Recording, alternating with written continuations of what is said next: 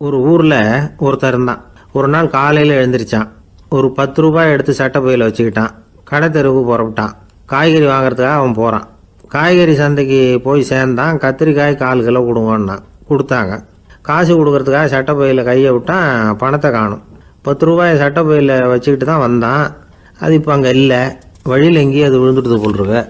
அல்லது யாராவது திருடர்கள் தெரியாமல் அதை எடுத்துக்கிட்டு போட்டாங்களா என்னன்னு தெரியல. எப்படியோ 10 ரூபாயை அவன் இழந்துட்டான். கையில் காசு இல்லை.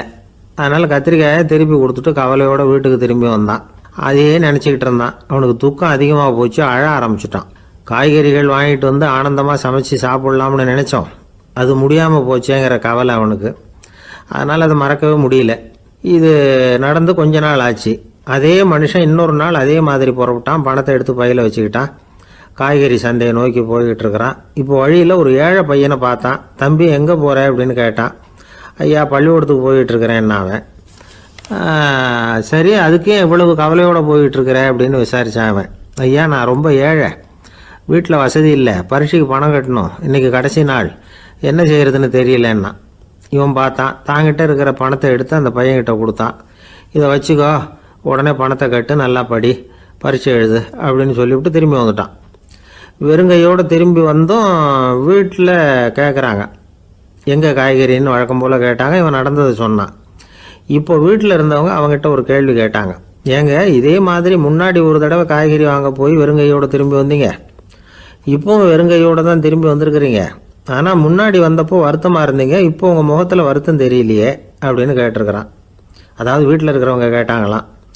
இப்போ அந்த மனுஷன் யோசிக்க ஆரம்பித்தானான். இந்த 2 நிகழ்வுகளுக்கு என்ன வித்தியாசம்? போன தடவை அவன் பணத்தை இழந்தான், இந்த தடவை அவன் பணத்தை இழந்திருக்கிறான். போன தடவை யாரோ திருடிட்டு போயிட்டாங்க, இந்த தடவை அவனாவே ஒரு பையன் பேரில் இறக்கப்பட்டு எடுத்து கொடுத்துருக்குறான். அன்னைக்கு பணம் போயிட்டுதேன்னு வருத்தமாக இருந்தது, இன்றைக்கி பணம் போனாலும் மனசுக்கு மகிழ்ச்சியாக இருக்குது, நிறைவாக இருக்குது. கொஞ்சம் யோசிச்சு பாருங்கள். பணத்தை இழந்தது மகிழ்ச்சிக்கோ வருத்தத்துக்கோ காரணமாக இருக்க முடியாது. அப்படின்னா வேறு எது காரணம்? அன்றைக்கு பணத்தை இழந்துட்டேன்னு அழுதான், இன்றைக்கு பணத்தை இழந்தாலும் மகிழ்ச்சியாக இருக்கிறான். ஆகவே மகிழ்ச்சிக்கும் துக்கத்துக்கும் இழப்பு காரணம் அல்ல, இழப்பு பற்றிய நம்முடைய அறிவு தான் காரணம் அப்படிங்கிறது பெரியவர்களுடைய கருத்து. எந்த பொருளும் நமக்கு கவலையை உண்டு பண்ணுறதில்ல, அந்த பொருள் பேரில் நாம் வைக்கிற பற்று தான் கவலையை உண்டு பண்ணுது. பொருள்கள் நம்ம விட்டுட்டு போயிட்டா நாம் அழுதுகிட்டு இருக்கிறோம், நாமே அதுகளை விட்டுட்டு வந்துட்டா மகிழ்ச்சியாக இருக்கிறோம். இந்த உண்மையை புரிஞ்சுக்கிட்டு நம்முடைய வாழ்க்கையை நல்ல விதமாக அமைச்சிக்கணும். ஒரு ஆள் அழுதுகிட்டு இருந்தான். ஏன்டா அழுகுறேன்னு கேட்குறார் ஒருத்தர். இழக்கிறதுக்கு எதுவும் இல்லை, அதனால் அழறேன்னா. என்னடா சொல்கிறேன்னார். கிட்ட வாங்க சொல்கிறேன்னா. இந்த மணி பர்ஸை வேற ஒருத்தன் பாக்கெட்லேருந்து திருடினேன், அப்புறம் தான் புரிஞ்சுது அவங்ககிட்ட இழக்கிறதுக்கு எதுவும் இல்லைங்கிறது. ஆமாங்க இது காலி பர்ஸு, அதனால் இப்போ அழுதுகிட்டு இருக்கிறேன், திருடியும் பிரயோஜனம் இல்லை அப்படின்னு சொல்லிவிட்டு அழுதானா.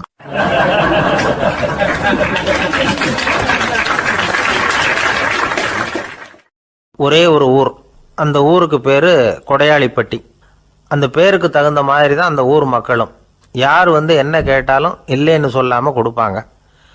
கொடையாளிகள் நிறைந்த ஊர். இனாமா மட்டும் இல்லை, கடனாகவும் பணம் கொடுப்பாங்க. யாருக்காவது அவசரமாக பணம் தேவைப்பட்டதுன்னு வச்சுக்கோங்க, அந்த ஊருக்கு போய் வாங்கிக்கலாம். பத்திரம் தேவையில்லை, சாட்சி தேவையில்லை, ஜாமீன் தேவையில்லை, எந்த உத்தரவாதமும் கேட்காம பணம் கொடுத்துருவாங்க. நம்மால் ஒருத்தனுக்கு பணம் தேவைப்பட்டது, சொந்த பந்தமெல்லாம் கேட்டு பார்த்தா யாரும் கொடுக்குற வழியாக தெரியல. எல்லாரும் அவங்கவுங்க சௌரியத்தை பார்க்குறவங்க, அடுத்தவங்க சௌரியத்தை பற்றி கவலைப்படாதவங்க. இவன் எல்லாரையும் கேட்டு பார்த்துட்டு சோர்ந்து போய் உக்காந்துட்டான். அந்த நேரம் தான் கொடையாளிப்பட்டியை பற்றி கேள்விப்பட்டான்.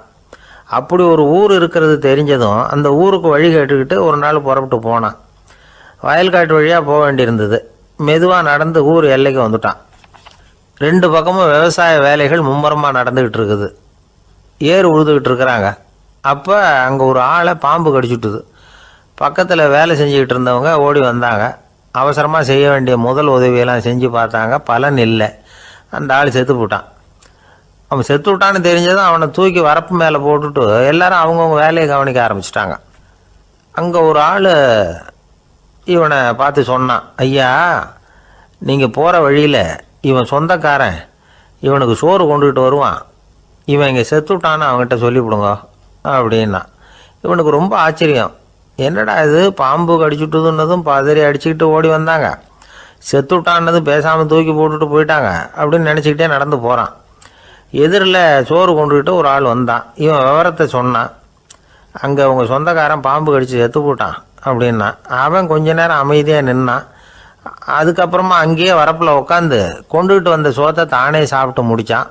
பேசாமல் எழுந்திரிச்சு திரும்பி போயிட்டான். கொஞ்சம் கூட பதறல, அழலை. இப்படியும் ஒரு ஊரா அப்படின்னு நினச்சி ஆச்சரியப்பட்டுக்கிட்டே இவன் ஊருக்குள்ளே போனான். ஒரு பெரிய மனுஷனை பார்த்து பணம் கேட்டான். அவரும் இவனோட பேரையும் ஊரையும் மட்டும் விசாரிச்சுக்கிட்டு தேவையான பணத்தை கொடுத்துட்டார்.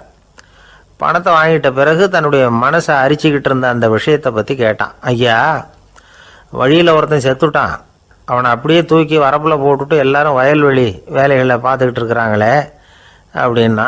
இதுக்கு அந்த பெரியவர் சொன்னார், ஆமாம் அப்படி தான் செய்வோம், வேலை முடிஞ்சு வீட்டுக்கு திரும்புகிறப்போ அவனை தூக்கிட்டு வந்து அடக்கம் பண்ணிடுவோம் அப்படின்னார். ரொம்ப ஆச்சரியமாக இருக்கே அப்படின்னா. ஏன் உங்கள் ஊரில் யாராவது செத்துட்டா என்ன பண்ணுவீங்க அப்படின்னு கேட்டார். என்ன இப்படி கேட்குறீங்க, எங்கள் ஊரில் எல்லாம் பணத்தை தூக்க விட மாட்டாங்க, ஒப்பாரி வைப்பாங்க, கட்டி புரண்டு அழுது புலம்பி தீத்துருவாங்க அப்படின்னா. இவன் பெரியவர் பார்த்தார். அவங்ககிட்ட கொடுத்த பணத்தை லபக்குன்னு பறிச்சுக்கிட்டார். திருப்பி வாங்கிட்டார். இவன் பதறி போய் நிற்கிறான். அவர் சொன்னார், பணத்தையே விட மாட்டேன்னு கட்டுப்பிடிச்சி அழுதா நான் கொடுத்த பணத்தை மட்டும் எப்படி திருப்பி கொடுக்க போகிறேன், போயிட்டு வா அப்படின்னு விரட்டி விட்டாரான். இந்த கதையை நண்பர் ஒருத்தர் சொன்னார். கதை வேடிக்கையாக தெரிஞ்சால் கூட இதில் கருத்து உண்டு. பணம் பிணம் இது ரெண்டையுமே விடுறதுக்கு அவ்வளவு சுலபமாக மனம் வர்றதில்லை. இந்த ரெண்டு விஷயங்கள்லேயும் அறிவார்ந்த செயல்பாடு தேவை. ஒரு பேருந்து மரத்தில் மோதி விட்டுது. எல்லாரும் அடிபட்டு முனைகிட்டு கிடக்கிறாங்க. டிரைவர், கண்டக்டர் இவங்களுக்கும் அடி. அவங்களும் ஒரு பக்கம் கிடக்கிறாங்க. ஒரு மூலையில் கிடக்கிற ஒருத்தன் மெதுவாக முக்கி முனகி கண்டக்டர்னு சத்தம் போடுறான். கண்டக்டர் மெதுவாக நகர்ந்து அவங்ககிட்ட போய் என்னன்னு விசாரிக்கிறார். அவன் ரொம்ப சிரமப்பட்டு வாயை திறந்து ஒரு 15 காசு சில்லற பாக்கி அப்படின்னானான்.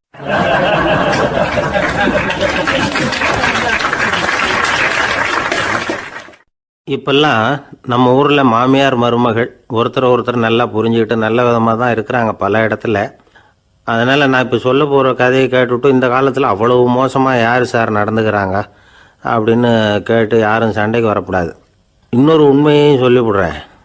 அதாவது இந்த கதையை நமக்கு எழுதி அனுப்பி இருக்கிறதே கொஞ்ச நாளில் மருமகளாகவும் அதுக்கப்புறம் கொஞ்ச காலத்தில் மாமியாராகவும் ஆக போகிற ஒரு நேயர் தான். சரி, இந்த கதைக்கு வருவோம். அதாவது ஒரு சின்ன குடும்பம். அந்த வீட்டில் மாமியார் ஆட்சி. அவங்க வச்சது தான் சட்டம். பிள்ளையாண்டான் எப்படின்னா அம்மா சொல்கிறதையும் கேட்டுக்குவான், மனைவி சொல்கிறதையும் கேட்டுக்குவான். நமக்கு என்னத்துக்கு வம்புங்கிற டைப்பு. மருமகள் பேரில் குறை கண்டுபிடிக்கிறதுலையே அந்த மாமியாருக்கு ஒரு சுவாரஸ்யம். சின்ன சின்ன விஷயத்துலையெல்லாம் குத்தம் கண்டுபிடிச்சிக்கிட்டே இருக்கிறாங்க. பொதுவாக எல்லாரும் எப்படின்னா ஏதாவது ஒரு காரணத்துக்காக சண்டை போட்டுக்கிட்டு இருப்பாங்க. அந்த அம்மா எப்படின்னா ஏதாவது ஒரு சண்டையை போடுறதுக்காக காரணத்தை தேடிக்கிட்டு இருப்பாங்க. அப்படி ஒரு மனசு. அந்த மருமக பொண்ணு பாவம் பயந்து பயந்து ஒவ்வொரு காரியமும் செஞ்சுக்கிட்டு வந்தது. இப்படியே பல வருஷம் ஓடி போட்டுது. அந்த மாமியாருக்கும் ரொம்ப வயசாகிட்டுது. இருந்தாலும் அந்த பழைய சுபாவம் மட்டும் மாறவே இல்லை. திடீர்னு ஒரு நாள் பக்கவாதம் வந்து அந்த அம்மாவுக்கு ஒரு பக்கம் கை கால் இழுத்துக்கிட்டுது. வாய் சுத்தமாக பேச முடியாமல் போயிட்டுது. சத்தம் மட்டும் வரும். ஒரு பக்கத்து கை காலை அசைக்க முடியும். பேசுகிறதெல்லாம் கையால் தான், அதாவது கை சைகையால். இப்படிப்பட்ட நிலைமையில் கூட அந்த பொண்ணு தண்ணியோ பாலோ இவங்க எதிரில் கொண்டாந்து வச்சா அதை வேணும்னே தட்டி விட்டுட்டு ஒம்பு வளர்க்குறது. அதுக்கப்புறம் அந்த பொண்ணு தரையை சுத்தப்படுத்தும்ல, அதை பார்த்து ரசிக்கிறது.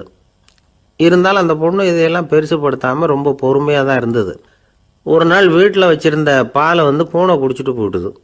வயசான காலத்தில் இந்த அம்மா பால் இல்லாமல் கஷ்டப்படுவாங்களே அப்படின்னு நினச்சி பக்கத்து வீட்டில் போய் கொஞ்சம் பால் வாங்கிட்டு காய்ச்சி மாமியார் முன்னாடி கொண்டாந்து வச்சுது அந்த பொண்ணு. வழக்கம் போல் அந்த அம்மா பாலை தட்டி விட்டுட்டாங்க. இதை அந்த மருமக பொண்ணு கவனிச்சுட்டுது. இவ்வளவு நாள் பொறுமையாக இருந்த இந்த மருமகளுக்கு இன்னைக்கு இதை பார்த்து தான் அசாத்திய கோபம் வந்துட்டுது. கதவுக்கு பக்கத்தில் சாத்தி வச்சுருந்த உலக்கையை எடுத்து மாமியார் தலையில் போட அது குறி தவறி கழுத்தில் பட அந்த அம்மா கழுத்தை பிடிச்சிக்கிட்டு ஊன்னு கத்த இந்த பொண்ணு ஒன்றும் அலட்டிக்காமல் உலக்கையை எடுத்து மறுபடியும் கதவு பக்கம் சாத்தி வச்சுட்டு அது பாட்டுக்கு நடந்து போயிட்டுது. இருந்தாலும் மனசுக்குள்ளே லேசாக ஒரு பயம். கணவன் வீட்டுக்கு வந்ததும் என்ன விஷயம்னு கேட்டால் எப்படி சமாளிக்கிறது. அன்னைக்கின்னு பார்த்து ரொம்ப நேரம் கழித்து வீடு வந்து சேர்ந்தான் கணவன். உடனே அந்த அம்மா புகார் பண்ண ஆரம்பிச்சுட்டுது. பேச்சு தான் வராத, அதனால் ஒரு பக்கத்து கையால் சைகை காட்டுது. கதவுக்கு பக்கத்தில் இருந்த உலக்க பக்கமாக கையை நீட்டி காட்டி அப்படியே அந்த கையை தன் கழுத்துக்கு பின்பக்கமாக சுற்றி காட்டி நாக்கை வெளியில் நீட்டி நடந்த விஷயத்தை புரிய வைக்கிறதுக்கு முயற்சி பண்ணுது. இவனுக்கு ஒன்றும் புரியல. என்ன சொல்கிறாங்க அம்மா அப்படின்னு மனைவிகிட்ட கேட்குறான். அதுக்கு அந்த பொண்ணு ரொம்ப புத்திசாலித்தனமா, என்னங்க உங்கள் அம்மா சொல்கிறது உங்களுக்கு இன்னும் புரியலையா? அவங்க உங்களை பார்த்து என்ன சொல்கிறாங்கன்னா, ஏன்டா உலக்க மாதிரி நிற்கிற, சாக போகிற எனக்கு சங்கிலி எதுக்கு, என் கழுத்தில் கிடக்கிற இந்த சங்கிலியை கழட்டி என் மருமக கழுத்தில் போடுறா அப்படின்னு சொல்கிறாங்க அப்படின்னு தான். ஓ அப்படியா விஷயம்னு சொல்லி அம்மா கழுத்தில் இருந்த சங்கிலியை எடுத்து மனைவி கழுத்தில் போட்டுட்டு, அம்மா உன் விருப்பப்படியே போட்டாச்சு, இனிமேலாவது நிம்மதியாக படுத்து தூங்கு அப்படின்னு சொல்லிவிட்டு உள்ளே போயிட்டான். பார்த்தீங்களா கதையை? அதனால தான் மாமியார்கள் சைகை காட்டுறதுன்னா கூட இனிமேல் ஜாக்கிரதையாக இருக்கணும்.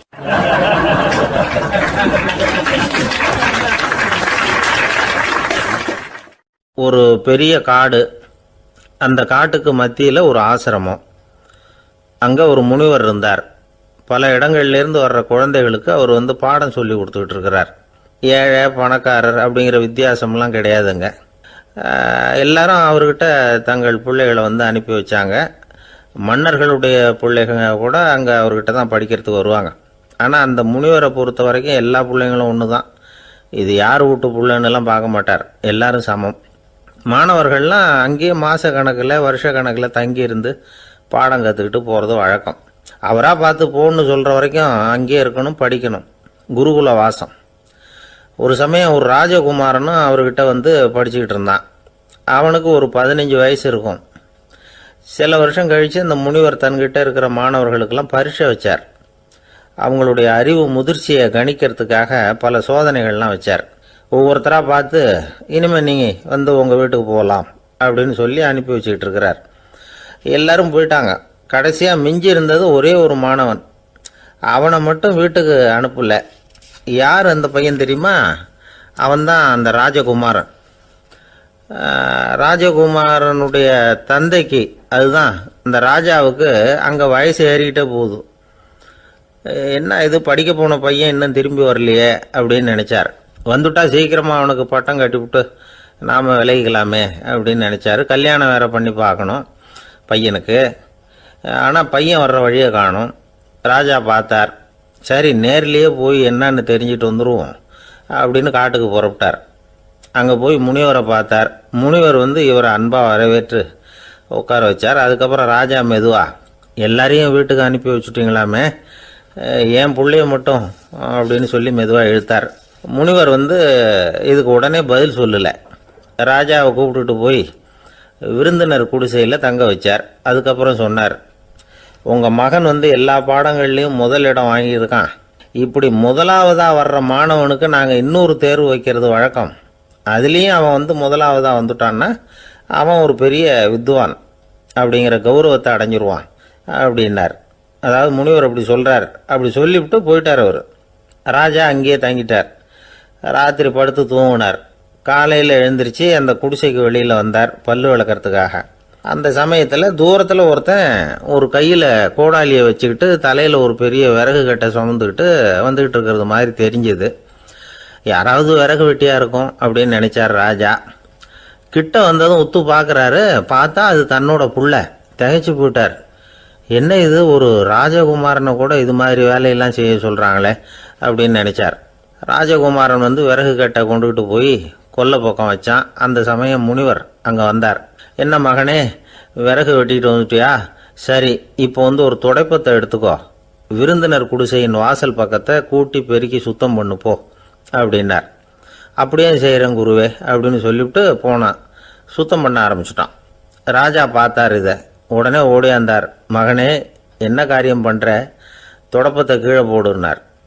இப்போ அந்த ராஜகுமாரன் சொல்கிறான், தந்தையே, இது என்னுடைய குருதேவரோட உத்தரவு.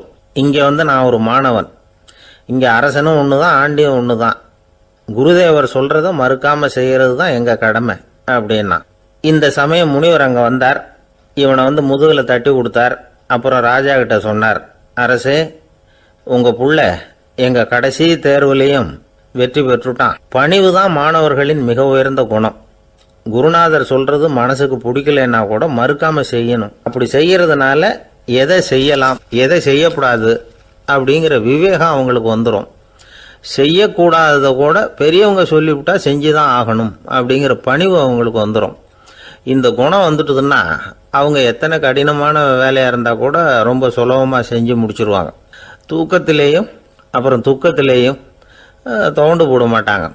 இந்த பணிவும் விவேகமும் அவங்கக்கிட்ட மன உறுதியை ஏற்படுத்தும். அந்த உறுதி உங்கள் பையனுக்கு வந்தாச்சு. இனிமேல் அவனை நீங்கள் அழைச்சிட்டு போகலாம். அவன் நிச்சயமாக பேரும் புகழும் பெறுவான் அப்படின்னார். ராஜா அவரை பார்த்து, குருதேவா புரிஞ்சுக்கிட்டேன், என்னை மன்னிக்கணும் அப்படின்னாரு. அதுக்கப்புறம் மகனை அழைச்சிக்கிட்டு நாட்டுக்கு திரும்பி வந்துட்டார். இந்த கதையை இன்று ஒரு தகவலில் சொல்லுங்கள் சார், உங்கள் நிகழ்ச்சியில் சொல்லுங்கள் சார் அப்படின்னு சொல்லி மாணவர்கள் கேட்டால் பணிவாக இருக்கிறது எப்படி அப்படிங்கிறத புரிஞ்சுக்குவாங்க அப்படின்னு சொன்னார் ஒருத்தர். சரி சொல்லுவோம், அதுக்கு முன்னாடி நேர்லேயே ஒரு பையன்கிட்ட சொல்லி பார்க்கலாமே அப்படின்னு தோணுச்சு. உடனே ஒரு பையனை கூப்பிட்டோம். ஏன்பா உங்கள் வாத்தியார் உனக்கு இது மாதிரி ஒரு பரீட்சை வச்சா என்ன பண்ணுவேன் அப்படின்னு கேட்டோம். நானும் அப்படி தான் சார் நடந்துக்குவேன், விறகு வெட்டுவேன், தொடப்பத்தினால கூட்டி சுத்தம் பண்ணுவேன், உடனே செஞ்சு முடிச்சிருவேன் சார் அப்படின்னா. பலே பரவாயில்லையே அப்படின்னோம். ஆமாம் சார், அப்படி செஞ்சால் தானே வீட்டுக்கு அனுப்புவார், இல்லைன்னா இன்னொரு வருஷம் இங்கேயே இருந்து படின்னு சொல்லி விடுவாரே, அதனால் அப்படி செய்வேன் அப்படிங்கிறான் அந்த பையன்.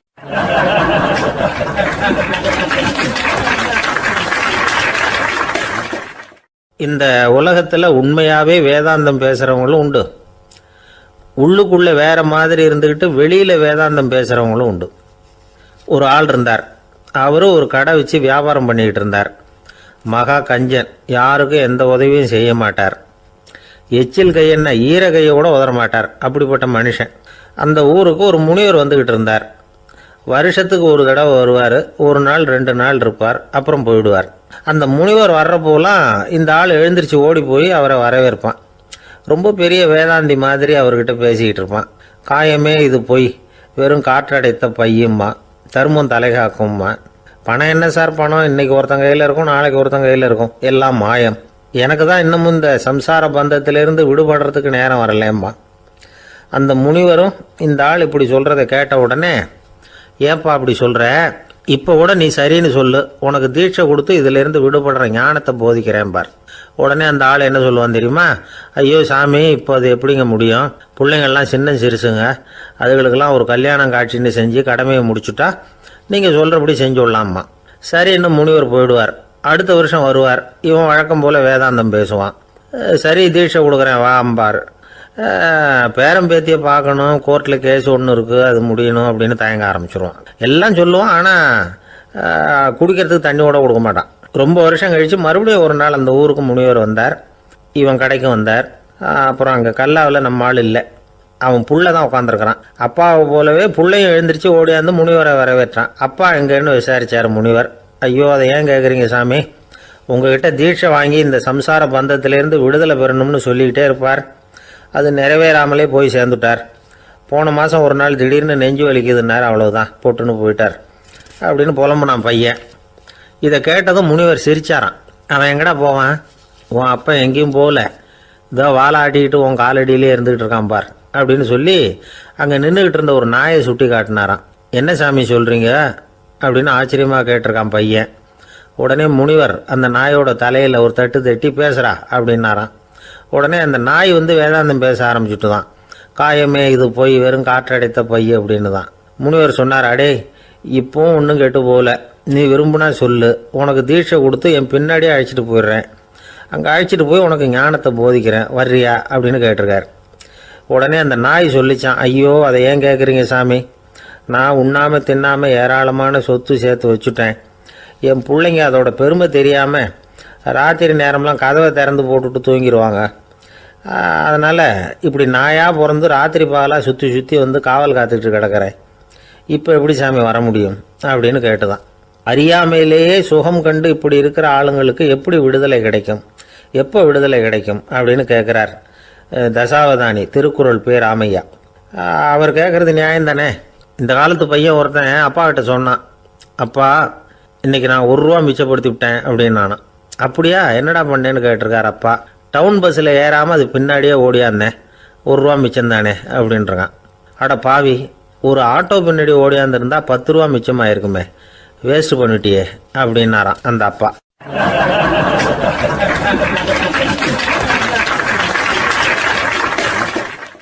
பிரிட்டிஷ் ஆட்சி நடந்துகிட்டு இருந்த காலம் 1920களின் கடைசி. அப்போ நடந்த ஒரு உண்மை நிகழ்ச்சி இது. ஒரு கல்யாண மாப்பிள்ளை ரயிலில் இறங்க போகிறார். அவரை வரவேற்க ஒரு ராஜ குடும்பமே காத்துக்கிட்டு இருக்குது. மங்களூர்லேருந்து இறங்குற அந்த மாப்பிள்ளை யார் தெரியுமா? ஒரு நாய். உண்மைதான், அந்த நாய்க்கு தான் கல்யாணம். சுதேசி சமஸ்தானத்து மன்னர்களில் ஒருத்தர் ஜூனாகட் மகாராஜா. அவரோட வளர்ப்பு நாய் ரோஷனாரா. அதுக்கு கல்யாணம் பண்ணி வைக்கணும்னு ஆசைப்பட்டார். மாப்பிள்ளை தேடினார். மங்களூர் மகாராஜாவோட வளர்ப்பு நாய் ஒன்று இருந்தது, பேர் பாபி. இது ரெண்டுக்கும் கல்யாணம் நடத்த முடிவு பண்ணார். திருமணத்துக்கு வேண்டிய எல்லா ஏற்பாடுகளையும் பண்ணுங்க அப்படின்னு உத்தரவு போட்டார். ஆயிரக்கணக்கான அழைப்புதழ்கள், பல சமஸ்தான மன்னர்கள், ஜமீன்தார்கள், பிரிட்டிஷ் அதிகாரிகள், பெரிய பணக்காரங்க, இப்படி நிறைய பேருக்கு அழைப்புதழ்கள் அனுப்பி வச்சாங்க.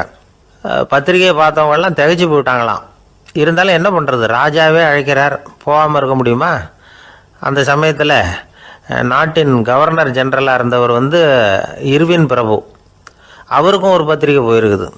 வாங்கி பார்த்ததும் அவருக்கு பயங்கர எரிச்சல். உடனே குப்பை தொட்டியில் போட்டுவிட்டாராம். மாட்சிமை தங்கிய பிரிட்டன் சக்கரவர்த்தியின் பிரதிநிதியான தன்னை கேவலம் ஒரு நாயின் திருமணத்துக்காக அழைக்கிறதா அப்படின்னு அவருக்கு ஆத்திரம். இருந்தாலும் கல்யாணம் பிரமாதமாக நடந்துதான். கல்யாணத்தன்னைக்கு பொண்ணுக்கு ஸ்பெஷல் குளியல், தண்ணீருக்கு பதிலாக வாசனை திரவியங்கள், பன்னீர், குளித்ததுக்கு அப்புறம் அலங்காரம், வைர மாலை, முத்து மாலை, ஏகப்பட்ட அலங்காரம். மாப்பிள்ளையை அழைக்கிறதுக்கு ரயில்வே ஸ்டேஷனில் ராஜ குடும்பமே காத்துக்கிட்டு இருக்குது. அவங்களோட வளர்ப்பு நாய்கள் 250. அத்தனை நாய்களுக்கும் பட்டு துணி போத்தி இருக்குது. முத்து வடங்கள் அணிவிச்சிருக்கிறாங்க. எல்லாம் ராஜ நாய்கள். அதுகளையும் வீதியில் நடக்க விடலையாம். அதுகளை சுமந்துக்கிட்டு போக அலங்கரிக்கப்பட்ட யானைகள் காத்துக்கிட்டு இருக்குதான். மாப்பிள்ளைக்கு வரவேற்பு எப்படி தெரியுமா? அது நடந்து வர்ற பாதை பூரா ரத்தன கம்பளம் விரிச்சிருக்குது. 2 பக்கமும் ராஜாங்க அதிகாரிகள் கைகட்டி நிற்கிறாங்க. அரசு படை வீரர்கள் அணிவகுப்பு மரியாதை செலுத்துகிறாங்க. அந்த நாய் ராஜ மரியாதையோடு நடந்து வருது. நகையெல்லாம் போட்டுக்கிட்டு வருது. திருமண மண்டபத்துக்கு சேருது. அங்கே கல்யாணம் அமோகமாக நடக்குது. இந்த திருமணத்தை முன்னிட்டு அந்த ஜூனாகட் சமஸ்தானத்துக்கு 3 நாள் விடுமுறை வேறு. கல்யாணத்துக்கு வந்திருந்தவங்களுக்கெல்லாம் ஏக தடபுடலாக விருந்து, நாட்டியம் எல்லாம் பிரமாதமாக நடந்து தான். இந்த கல்யாணத்தில் கலந்துக்க வந்திருந்த மற்ற சமஸ்தானத்து மன்னர்கள், தீவான்கள், அரச குடும்பத்தினர், இப்படி அவங்க 700 பேராம். அவங்க போகிறதுக்காக விசேஷ ரயில்கள்லாம் வேற விட்டுருக்காங்க. கல்யாணம் முடிஞ்சதும் அந்த நாய் தம்பதிகளோட பெரிய பெரிய மன்னர்கள்லாம் ஒன்றா உட்காந்து சாப்பிட்டாங்களாம். ஏர் கண்டிஷன் அறையில் அந்த தம்பதிகள் கொஞ்ச காலம் வாழ்ந்துருக்கிறாங்க. கொஞ்ச நாளில் மாப்பிள்ளைக்கு மரியாதை குறைய ஆரம்பிச்சுட்டுது. வெளியில் துரத்தி விட்டாங்களாம். அந்த பெண் நாய் மட்டும் ராஜ போகங்களை அனுபவித்து வந்து தான். இந்த கல்யாணத்தை பார்த்துட்டு தொடர்ந்து மற்ற சமஸ்தானத்து மன்னர்களும் நாய் திருமணங்கள் நடத்த ஆரம்பிச்சுட்டாங்களாம். இது உண்மையில் நடந்திருக்குது. இப்படி அது இருக்கட்டும். இப்போ நம்ம கதைக்கு வருவோம். ஒரு ராஜாவுக்கு ரொம்ப நாள் கழித்து ஒரு குழந்தை பிறந்து தான். அரண்மனை ஜோசியரை கூப்பிட்ருக்கார் ராஜா. ஜோசியரே, என் மகன் வருங்காலத்தில் சிறந்த வாழ் வீரனாக வரணும்னு ஆசைப்படுறேன். வருவானாங்கிறத கொஞ்சம் பார்த்து சொல்லுங்களேன் அப்படின்னாராம். ஜோசியர் சொன்னார், மன்னா, உங்கள் புள்ள வாழ் வீரனாக வர்றது கஷ்டம். ஆனால் அவரும் உங்களை மாதிரியே நாய்க்குட்டிகள் பேரில் பிரியமாக இருப்பார். அதுகளுக்கு கல்யாணமும் பண்ணி வைப்பார் அப்படின்னாராம். அது எப்படி கண்டுபிடிச்சிங்க அப்படின்னு கேட்டிருக்கார் ராஜா. அரசே, உங்கள் பிள்ளைக்கு வாழ் மேலே உள்ள பிரியத்தை காட்டிலும் நாய் மேலே உள்ள பிரியம் அதிகங்கிறதுக்கான அறிகுறி இப்போவே தெரியுது. நல்லா கவனித்து பாருங்க. அவர் வாழ்னு கத்துறாரு அப்படின்னாரு. கவனித்து பார்த்துட்டு அப்படி எனக்கு காதில் விழலையே அப்படின்னாராம் மன்னர். அதனால தான் சொன்னேன், அவர் கத்துறது வாழ்னு கத்தலை, வள்ளுன்னு கத்திக்கிட்டு இருக்கார். அதனால தான் அப்படி சொன்னேன் அப்படின்னாராம் அரண்மனை ஜோசியர்.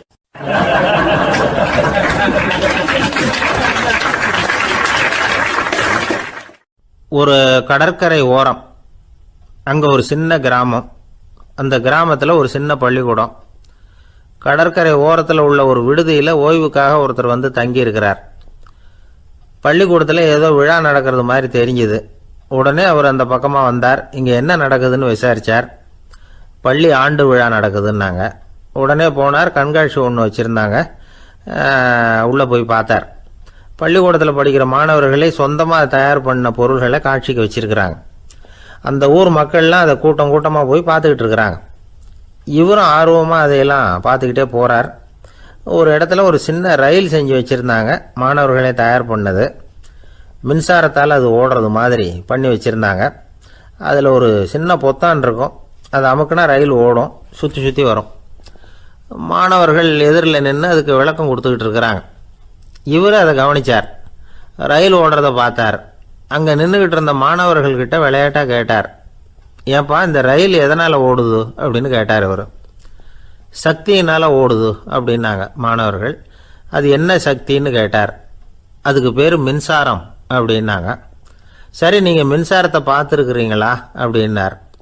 நாங்கள் பார்த்தது இல்லைங்க, ஆனால் இதை செய்யறதுக்கு எங்களுக்கு உதவி பண்ண ஆசிரியர் ஒரு பட்டதாரி, ஒரு கால் அவர் பார்த்துருக்கலாம் அப்படின்னாங்க. அவர் எங்கே இருக்காருன்னு கேட்டார். இதோ அழைச்சிட்டு வர்றோம்னு ஓடினாங்க. அவரை அழைச்சிட்டு வந்தாங்க. அவர்கிட்ட ஒரு பெரியவர் கேட்டார், மின்சாரத்தை நீங்கள் பார்த்துருக்குறீங்களா அப்படின்னு. மின்சாரத்தை பார்க்குறதாவது நான் பார்த்ததே இல்லை. நான் பார்த்தது அது செயல்படுற விதத்தை தான். அது விளக்கை எரிய வைக்குது, ரயிலை ஓட வைக்குது, இது மாதிரி எத்தனையோ எந்திரங்களை செயல்பட வைக்குது. ஆனால் உண்மையிலேயே அது என்னன்னு எனக்கு தெரியாது. ஒருவேளை இந்த பள்ளிக்கூடத்து தலைமை ஆசிரியருக்கு தெரிஞ்சிருக்கலாம், ஏன்னா அவர் ஒரு மேல்நிலை பட்டதாரி அப்படின்னாராம் அவர். சரின்னு போய் தலைமை ஆசிரியரை கூப்பிட்டுக்கிட்டு வந்தாங்க. அவர்கிட்டையும் இதே கேள்வி கேட்டாராம் அவர். மன்னிக்கணும், இந்த கேள்வியை இதுவரைக்கும் யாரும் என்கிட்ட கேட்டதில்லை. சக்தியை யாரும் பார்க்க முடியாது, ஆனால் அது செயல்படும் விதத்தை தான் பார்க்க முடியும் அப்படின்னாராம் அவர். இப்போ இதுவரைக்கும் கேட்டுக்கிட்டு இருந்த பெரியவர் சிரித்தார். சிரிச்சுட்டு சொன்னாராம், சரி அதுக்காக ஒன்றும் கவலைப்படாதீங்க, என்னுடைய பெயர் தாமஸ் ஆல்வா எடிசன் அப்படின்னாராம். இதை கேட்டதும் அங்கே இருந்தவங்களுக்கெல்லாம் அதிர்ச்சி, ஆச்சரியம். என்னது, நீங்கள் தானா எடிசன்? நீங்கள் எவ்வளவு மின்சார கருவிகளை உண்டாக்கி இருக்கிறீங்க, நீங்களா இந்த கேள்வியை கேட்டது அப்படின்னாங்களாம். ஆமாம், நான் தான் கேட்குறேன், ஏன்னா நானே மின்சாரத்தை பார்த்தது கிடையாது அப்படின்னாராம் அவர். அன்புங்கிறது இப்படிப்பட்டது தாங்கிறார் ஓஷோ. அன்புங்கிறது நம்ம உடற்கூறு அமைப்பில் இல்லை, அது நம்ம உடம்புல உள்ள சுத்த சக்தியின் வெளிப்பாடு. அதை உணரத்தான் முடியுமே தவிர பார்க்க முடியாது. அன்பே உன்னை நான் என் இருதயத்தில் வச்சிருக்கிறேன் அப்படின்னுலாம் சொல்லுவான். இதெல்லாம் சும்மா. இது டாக்டர்கள் சொல்கிற இருதயம் கிடையாது. அது ரத்தத்தை தள்ளுகிற ஒரு கருவி, அவ்வளவுதான். ஞானிகள் சொல்லுகிற இதயம் வேற, அது கண்ணுக்கு புலப்படாத ஒரு சக்தி. என்னுடைய இதயம் ரொம்ப விசாலமானது சார் அப்படின்னார் ஒருத்தர். அப்படிங்களான்னு ரொம்ப மரியாதையா, ஆமாங்க டாக்டர் அப்படி தான் சொல்கிறார், கொஞ்சம் வீங்கி போய் பெருசாக இருக்குதான் அப்படின்னார்.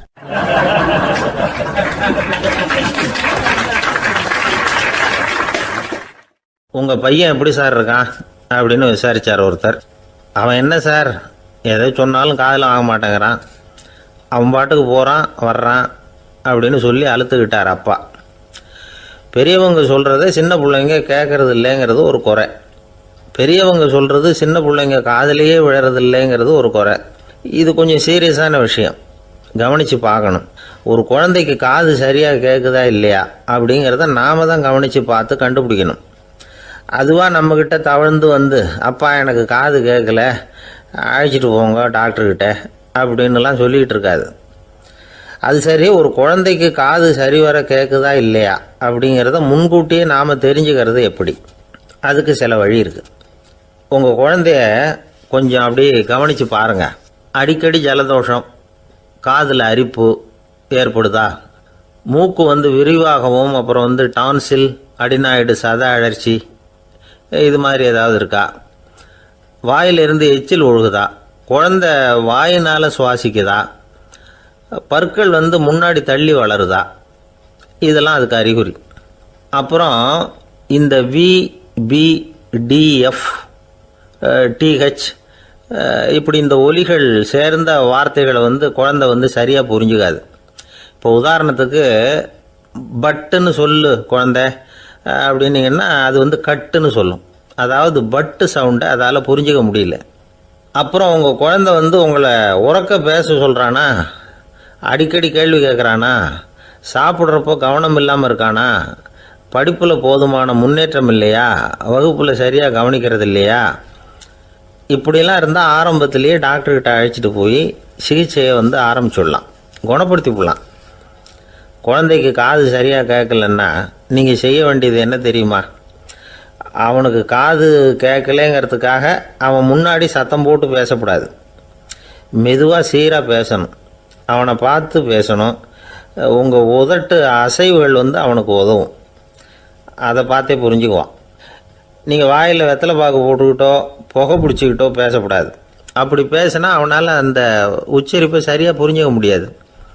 ஒரு வார்த்தையை சொல்கிறீங்க, அவனுக்கு புரியல அப்படின்னா அதே வார்த்தையை மறுபடியும் சொல்லணும். அவனுக்கு நீங்கள் முதல்ல சொன்ன வார்த்தை புரியலேன்னு நினச்சிக்கிட்டு மறுபடியும் திருப்பி சொல்கிறப்போ அதே அர்த்தம் வரக்கூடிய வேறு வார்த்தையை சொல்லக்கூடாது. இப்படிலாம் நடந்துக்கிட்டால் அவனுக்கு மன திடத்தை ஏற்படுத்த முடியும். இல்லைன்னா அவனுக்கு தாழ்வு மனப்பான்மை வந்துடும். குழந்தைக்கு காது கோளாறுன்னா ஆரம்பத்திலேயே டாக்டர்கிட்ட அழைச்சிட்டு போனால் போதும், குணப்படுத்தி விடலாம். அப்புறம் பார்த்துக்கலாமே அப்படின்னு அலட்சியமாக இருந்துட்டால் தான் கஷ்டம். சில பேர் கோபத்தில் சின்ன பிள்ளைங்க காதை பிடிச்சி திருகிறது உண்டு. இது ரொம்ப தப்பு. காது கையோடு வந்துட்டால் என்ன பண்ணுறது? ஒரு வேடிக்கை கதை, அது கதை தான், நிஜமாக நடந்ததில்லை. அது மாதிரி நடக்காது. ஒரு வேடிக்கைக்காக சொல்லப்படுற கதை.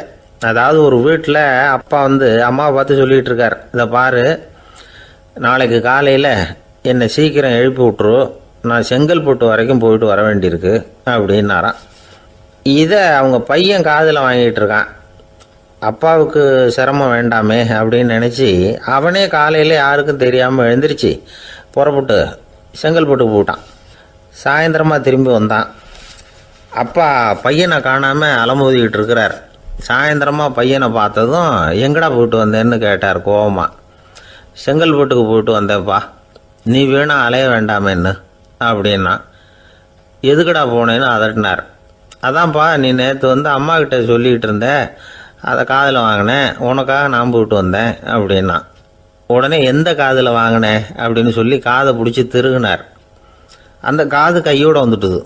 இது நடந்து கொஞ்ச நாள் கழித்து அந்த அப்பாவும் பையனும் கடத்தெருவில் போய்கிட்டு இருக்கிறாங்க. எதிரில் ஒரு நாய் ஓடி வந்தது. அதுக்கு 2 காதும் இல்லை. என்ன இது, இந்த நாய்க்குட்டிக்கு 2 காதும் இல்லை அப்படின்னார் அப்பா. அதுக்கு பையன் சொல்கிறான், அப்பா அது 2 தடவை செங்கல்பட்டுக்கு போயிட்டு வந்துடுவோம் அப்படின்னானா.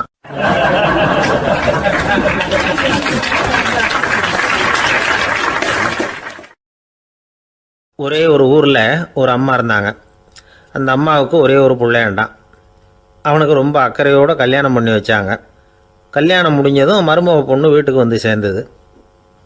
அப்பாடா, என் கடமை முடிஞ்சது, இனிமேல் அக்கடான்னு எங்கேயாவது ஒரு மூலையில் படுத்து கிடக்கலாம் அப்படின்னு நினச்சாங்க அந்த அம்மா. ஆனால் நினைக்கிறபடி எங்கே நடக்குது? அதுக்கப்புறம் தான் பிரச்சனையே ஆரம்பமாச்சு. மருமகள் குணம் சரியில்லை, ஒரு மாதிரி. அந்த பொண்ணு வீட்டுக்கு வந்ததுமே முதல் வேலையாக மாமியாரை பார்த்து, அதுதான் நான் வந்துட்டேன்ல, இனிமேல் உங்களுக்கு என்ன வேலைங்க, புறப்பட வேண்டியது தானே, காசி ராமேஸ்வரம்னு எங்கேயாவது போங்கோ அப்படின்னுட்டு தான். மாமியார் பார்த்தாங்க, கொஞ்சம் யோசனை பண்ணாங்க. இந்த பாருமா, நீ இப்படி சொல்கிறதுக்கு முன்னாடியே வீட்டை விட்டு புறப்படணுங்கிற முடிவுக்கு நான் வந்துட்டேன். வீட்டை மட்டும் இல்லை, இந்த உலகத்தை விட்டே கூட போகிறதுக்கு தயாராக இருக்கிறேன். ஆனால் ஒரே ஒரு விஷயத்துக்காக என் உயிரை கையில் பிடிச்சிக்கிட்டு இருக்கிறேன் அப்படின்னாங்களாம். என்ன விஷயம்னு கேட்டது இந்த மருமக பொண்ணு. வேறு ஒன்றும் இல்லை, என் பிள்ளைக்கு கல்யாணம் பண்ணி வச்சுட்டேன். ஒரு பேர புள்ள பிறந்து அதை என் கண்ணால் பார்த்துட்டேன்னா நான் எங்கே வேணும்னாலும் போகிறதுக்கு தயாராக இருக்கிறேன் அப்படின்னாங்களாம் அந்த மாமியார். மாமியார் இப்படி சொல்கிறதுலேயே நியாயம் இருக்கிறதாக பட்டுது அந்த பொண்ணுக்கு. சரி, அப்படியே இருந்து பார்த்துட்டு போகலாம் அப்படின்னு அனுமதி கொடுத்தது. கொஞ்ச காலத்தில் ஒரு பேரன் பிறந்தான். அந்த அம்மாவும் பேரனை கண்ணால் பார்த்துட்டாங்க. சரி, பேரனை பார்த்தாச்சுல்ல, இனிமேல் புறப்பட வேண்டியது தானே அப்படின்னது மருமக பொண்ணு. மாமியார் பார்த்தாங்க, நீ சொல்கிறது சரிதாம்மா, அதில் ஒன்றும் தப்பு இல்லை. என்னோட பேரன் உங்களை அம்மா அப்பான்னு கூப்பிடுறத என் காது குளிர கேட்டுட்டு போயிடுறேனே அப்படின்னாங்களாம். சரி, அந்த ஆசையை நிறைவேறட்டும் அப்படின்னு காத்துக்கிட்டு இருந்தாங்க. பேரன் வளர்ந்தான், நடந்தான், பள்ளிக்கூடம் போனால் பெரியவனானா. மருமக பொண்ணு மறுபடியும் மாமியாரை விரட்ட ஆரம்பிச்சுட்டுது, இன்னும் புறப்புள்ளையான்னு. இதை பாருமா, இது வரைக்கும் இருந்துட்டேன். பேரனோட கல்யாணத்தையும் கண்ணால் பார்த்தா தான் இந்த கட்டை வேகும் போல் இருக்குது அப்படின்னு சொல்லி ஒரு மாதிரியாக பேச ஆரம்பித்தாங்க. இதுவும் நியாயமான ஆசையாக தான் படுது அப்படின்னு அது யோசிச்சிருக்கு அந்த பொண்ணு. சரின்னு அதுக்கும் ஒத்துக்கிட்டது. உடனே பேரனுடைய கல்யாணமும் முடிஞ்சது ஒரு வழியாக. இனிமேல் ஒரு நொடி கூட இங்கே இருக்கக்கூடாது, புறப்படுங்க அப்படின்னு மாமியாரை விரட்டிச்சான் அந்த பொண்ணு. இப்போ அந்த மாமியார் தன்னோட மருமகளை பார்த்து சொல்கிறாங்க, இதோ கிளம்பிட்டேம்மா, என் மூட்டை முடிச்செல்லாம் கட்டிக்கிட்டேன், புறப்பட்டுவிட்டேன். அப்படியே நீயும் உன் துணிமணிகளை மூட்டை கட்டிக்கிட்டு கிளம்பிடும், என்னோட சேர்ந்து 2 பேருமா சேர்ந்து போயிடலாம் அப்படின்னாங்களாம். அந்த பொண்ணு முழிக்குது. முழிக்காதே, உனக்கும் ஒரு மருமக வந்துட்டா, இனிமேல் நீயும் ஒரு மாமியார் தானே, உனக்கும் இனிமேல் இங்கே வேலை இல்லை, புறப்படு அப்படின்னாங்களாம். அப்போ தான் அந்த பொண்ணு சிந்திக்க ஆரம்பிச்சுதான், தன்னோட தவறு புரிஞ்சுதான். இந்த தகவலை கேட்டுக்கிட்டு இருக்கிற மருமகள்லாம் இதை பற்றி கொஞ்சம் யோசித்து பார்க்கணுங்கிறதுக்காகத்தான் இதை சொல்கிறோம் மாமியார்கள் சார்பாக. கொஞ்ச நாளைக்கு முன்னாடி ஒரு பொண்ணை பார்த்து பேசுகிற சந்தர்ப்பம் கிடைச்சிது ஒரு கல்யாண வீட்டில். அந்த பொண்ணு சொல்லிச்சு, சார் எனக்கு கல்யாணம் ஆகி 15 வருஷம் ஆகுது, நான் மாமியார்கிட்ட சண்டை போட்டதே இல்லை அப்படின்னு ரொம்ப அடக்கமாக சொல்லிச்சு. அது எப்படிம்மா சாத்தியமாச்சுன்னு கேட்டோம்.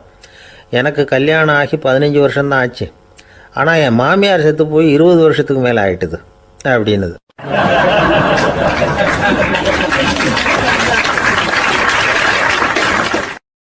ஒரு அப்பாவுக்கு 2 பிள்ளைங்க. மூத்தவன் ரொம்ப அடக்கம், அப்பா எது சொன்னாலும் கேட்பான், பெரியவங்களுக்கு கீழ்ப்படிஞ்சு நடப்பான். இளையவன் அப்படி இல்லை, தான் நினச்சதை தான் சொல்லுவான், செய்வான்.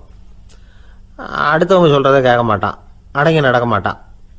இந்த 2 பேரில் யாரை உங்களுக்கு பிடிக்கும்?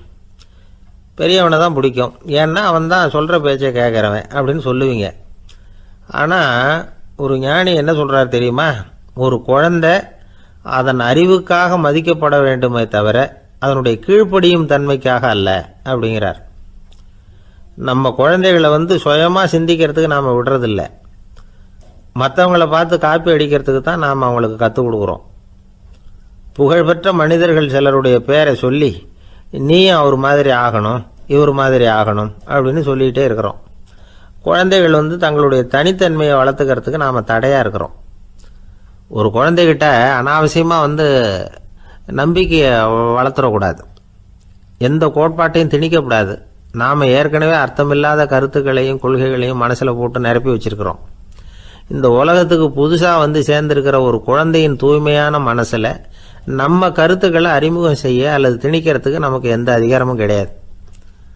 ஒரு குழந்தைய நீ இந்த மதத்தை சேர்ந்தவன் அப்படின்னு பிறந்ததுமே ஒரு முத்திரை குத்தி விடுறோம். இது அதோட சுதந்திரத்தை ஆரம்பத்திலேயே கிள்ளி எறிகிறது மாதிரி தான். நீங்கள் ஒரு மதத்தின் வழிமுறைகளை கடைப்பிடிச்சிக்கிட்டு வர்றீங்க, அந்த வழியில் போய்கிட்டு இருக்கிறீங்க, சரி, அதனால் போகிறீங்க. அதுக்காக உங்கள் குழந்தையையும் அதே வழியில் தான் வரணும் அப்படின்னு கட்டாயப்படுத்துறதுக்கு உங்களுக்கு என்ன உரிமை இருக்குது? அந்த குழந்தை சுயமாக சிந்திச்சு ஒரு முடிவுக்கு வரட்டுமே, அதுக்கு நீங்கள் ஏன் தடையாக இருக்கிறீங்க? நமக்கு உண்மையிலேயே நம்ம குழந்தை மேலே அன்பு இருந்தால் இது மாதிரி திணிப்பு வேலைகளை செய்யக்கூடாது. திணிப்பு வேலைகளிலிருந்து குழந்தைகளை காப்பாற்றினா போதும், அதுதான் ரொம்ப முக்கியம். அடுத்த தலைமுறை அற்புதமான தலைமுறையாக உருவாகும். நாம் தான் சாதி மத சங்கடங்களில் மாட்டிக்கிட்டு தவிக்கிறோம். அவங்களாவது சாதி மத வேறுபாடு இல்லாத சமுதாயத்தை பார்க்கட்டுமே, அந்த சௌகரியங்களை அனுபவிக்கட்டுமே. அதுக்கு நாம் என்ன செய்யணும்னா ஒன்றும் செய்யாமல் இருந்தால் போதும். ஒரு குழந்தைகிட்ட நம்ம கருத்தை திணிக்கும் பொழுது என்ன ஆகுது தெரியுமா? அது அவனை அவங்கிட்ட இருந்தே அப்புறப்படுத்தி விடுது, அவனுடைய தனித்தன்மையை அழிச்சுடுது, அவனை ஒரு எல்லைக்குள்ளே திணிச்சுடுது. இதெல்லாம் அன்புங்கிற பேரால் பெற்றோர்கள் செய்கிற தப்பு. இதெல்லாம் கேட்டுக்கிட்டு இந்த காலத்தில் அப்பா ஒருத்தர் சொன்னார், நான் கருத்துக்களை எல்லாம் என் பையன்கிட்ட திணிக்கிறது இல்லைங்க, ஆனால் அதிகமாக சாப்பிட சொல்லி கட்டாயப்படுத்துவேன் அப்படின்னார். உங்கள் வீட்டு சமையல் அவ்வளோ நல்லா இருக்குமான்னு கேட்டாங்க. நல்லா இருந்தால் நான் ஏன் அவனை சாப்பிட சொல்லி கட்டாயப்படுத்த போகிறேன் அப்படின்னார்.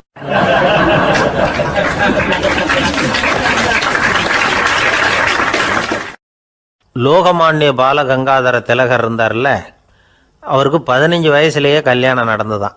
மனைவி பேர் தபிபாய், ரொம்ப பெரிய குடும்பத்து பொண்ணு, நல்ல குணம். அவங்க குடும்பம் நடத்திக்கிட்டு இருக்கிறாங்க. அந்த காலத்தில் திருடர்கள் பயம் அதிகம். இந்த காலத்தில் மட்டும் என்னன்னு கேட்குறீங்களா? நீங்கள் கேட்குறது நியாயம்தான். இருந்தாலும் இந்த காலத்து திருடனுக்கும் அந்த காலத்து திருடனுக்கும் ஒரு முக்கியமான வித்தியாசம் உண்டு. அதாவது அந்த காலத்து திருடன்லாம் நியாயம் அநியாயம் பார்க்குறது உண்டு, இந்த காலத்தில் அப்படி பார்க்குறது இல்லை. அந்த காலத்தில் திருட வர்றவங்கள்ட்ட கூட ஒரு தார்மீக உணர்வு உண்டாம். அதாவது அப்போ உள்ள கொள்ளைக்காரங்க எதை களவாடினாலும் சரி, அரிசியை மட்டும் களவாடுறது இல்லையா, அப்படி ஒரு கொள்கை. அதனால் பாருங்கள், அந்த காலத்து பெண்கள் நகை நட்டுகளை பத்திரமா வைக்கணும்னா பெட்டியில் வைக்கிறது இல்லை, அரிசி பானையில் போட்டு வச்சு விடுறது. இப்போல்லாம் பேங்க்கில் வந்து சேஃப்டி லாக்கர்னு இருக்குல்ல, அது மாதிரி அந்த காலத்தில் வந்து சேஃப்டி லாக்கருங்கிறது அரிசி பானை. இந்த வளையல், மூக்குத்தி, தோடு இப்படி எதுவாக இருந்தாலும் அதில் போட்டு பத்திரமா வச்சுருவாங்க. திருடன் வந்து அரிசி பானை பக்கம் போகிறதில்ல. ஏன்னா சாப்பிட்ற விஷயத்தில் கை வைக்கக்கூடாது, அது பாவம் அப்படின்னு அவன் நினைக்கிறான். திலகரோட மனைவி தபீபாயும் அதே மாதிரி தன்னுடைய ஆபரணங்களை ஒரு அரிசி பானைக்குள்ளே போட்டு மூடி வச்சுருந்தாங்களாம். இப்படி இருந்தப்போ ஒரு நாள் ஒரு பிச்சைக்கார பொண்ணு வீடு வீடாக பிச்சை கேட்டுக்கிட்டே வந்திருக்குது. திலகர் வீட்டுக்கும் வந்து தர்மம் போடுங்க தாயே அப்படின்னு தான் அந்த பொண்ணு. அந்த அம்மா தபீபாய் காதில் இது விழுந்திருக்கு. உடனே கை நிறைய அரிசி அள்ளிக்கிட்டு வந்து போட்டிருக்கு. பாத்திரத்தில் அரிசியை போட்டதுக்கு அப்புறம் தான் தெரியுது பளிச்சுன்னு கண்ணில் படுது. அதாவது அந்த அம்மாவோட வைர மூக்குத்தி ஒன்று அரிசியோடு சேர்ந்து அந்த பிச்சைக்கார பொண்ணு பாத்திரத்தில் போய் விழுந்துட்டுது. இந்த அம்மாவுக்கு மனசுக்குள்ளே குழப்பம், என்ன இப்படி ஆகிட்டுதே, மூக்குத்தி போயிட்டுதே, பிச்சை பாத்திரத்துலேருந்து அதை எப்படி எடுக்கிறது அப்படின்னு தயக்கம். வாயை திறந்து அதை கேட்கறதுக்கும் கூச்சம். திண்ணையில் உட்காந்துருந்த திலகர் இவ்வளவையும் பார்த்துக்கிட்டு இருக்கிறார். மனைவியின் மனசுக்குள்ளே நடக்கிற மௌன போராட்டத்தை அவர் நல்லா புரிஞ்சுக்கிட்டாராம். மனைவியை பார்த்து சொன்னாராம், தபீபாய், இது வந்து தெய்வ சம்மதம். அவளுக்கு சேர வேண்டிய மூக்குத்தி அவகிட்ட போயிட்டுது. பிச்சை பாத்திரத்தில் விழுந்த மூக்குத்தியை எடுக்க வேணாம் அப்படின்னாராம். சரின்னு சொல்லிவிட்டு மேற்கொண்டு எதுவும் சொல்லாமல் அந்த அம்மா வீட்டுக்குள்ளே போயிட்டாங்களாம். இந்த காலத்துலலாம் அது மாதிரி நடக்குமா? வெறும் அரிசியை போட்டுட்டு விவகாரம் பண்ணிகிட்டு இருக்க மாட்டோமா? ஒரு பெரிய மனுஷன் வீட்டுக்கு ஒரு பிச்சைக்காரன் வந்தான். ஐயா, நாங்கள் பிச்சைக்காரங்கள்லாம் சேர்ந்து ஒரு சங்கம் வச்சுருக்குறோம், அதுக்கு நிதி சேர்க்குறோம், அதுக்கு ஒரு 100 ரூபா கொடுத்தீங்கன்னா எங்களுக்கு பெரிய உதவியாக இருக்கும் அப்படின்னானா. அதெல்லாம் ஒன்றும் கொடுக்க முடியாது போ அப்படின்னாரான் அவர். அப்படின்னா ஒரு 50 ரூபாயாவது கொடுங்களேன் அப்படின்ட்டுருக்கான். அதுவும் முடியாதுன்னு சொல்லிவிட்டார். 25 ரூபா அப்படின்ட்டுருக்கான். எதுவும் முடியாது அப்படின்னாரான். சரிங்க, இவ்வளவு பெரிய வீட்டுக்கு வந்துட்டு வெறுங்கையோடு திரும்புறது நல்லா இருக்காது, அதனால் சும்மா ஒரு 1 ரூபா மட்டுமாவது கொடுங்க அப்படின்ட்டுருக்கான் அவன். 1 பைசா கூட என்கிட்ட கிடையாது அப்படின்னு விட்டாரான் இவர். அப்படின்னா நீங்கள் ஒரு காரியம் பண்ணுங்களேன் அப்படின்னானா அவன். என்ன செய்யணும் அப்படின்ட்டுருக்கார். எங்கள் சங்கத்தில் நீங்களும் ஒரு மெம்பராக சேர்ந்துருங்க அப்படின்னானா.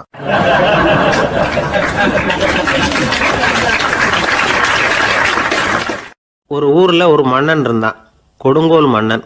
நிறைய தொந்தரவு பண்ணிக்கிட்டு இருந்தான். அவன் ஒரு தடவை என்ன பண்ணான் தெரியுமா? ஒரு தப்பும் பண்ணாத ஒரு இளைஞனை பிடிச்சி ஜெயிலில் அடைச்சுட்டான். அந்த பையனோட சொந்தக்காரங்கள்லாம் ராஜா கிட்ட போனாங்க. அவன் ஒரு தவறும் பண்ணலை, அவனை விடுதலை பண்ணுங்க அப்படின்னு கெஞ்சி கேட்டுக்கிட்டாங்க.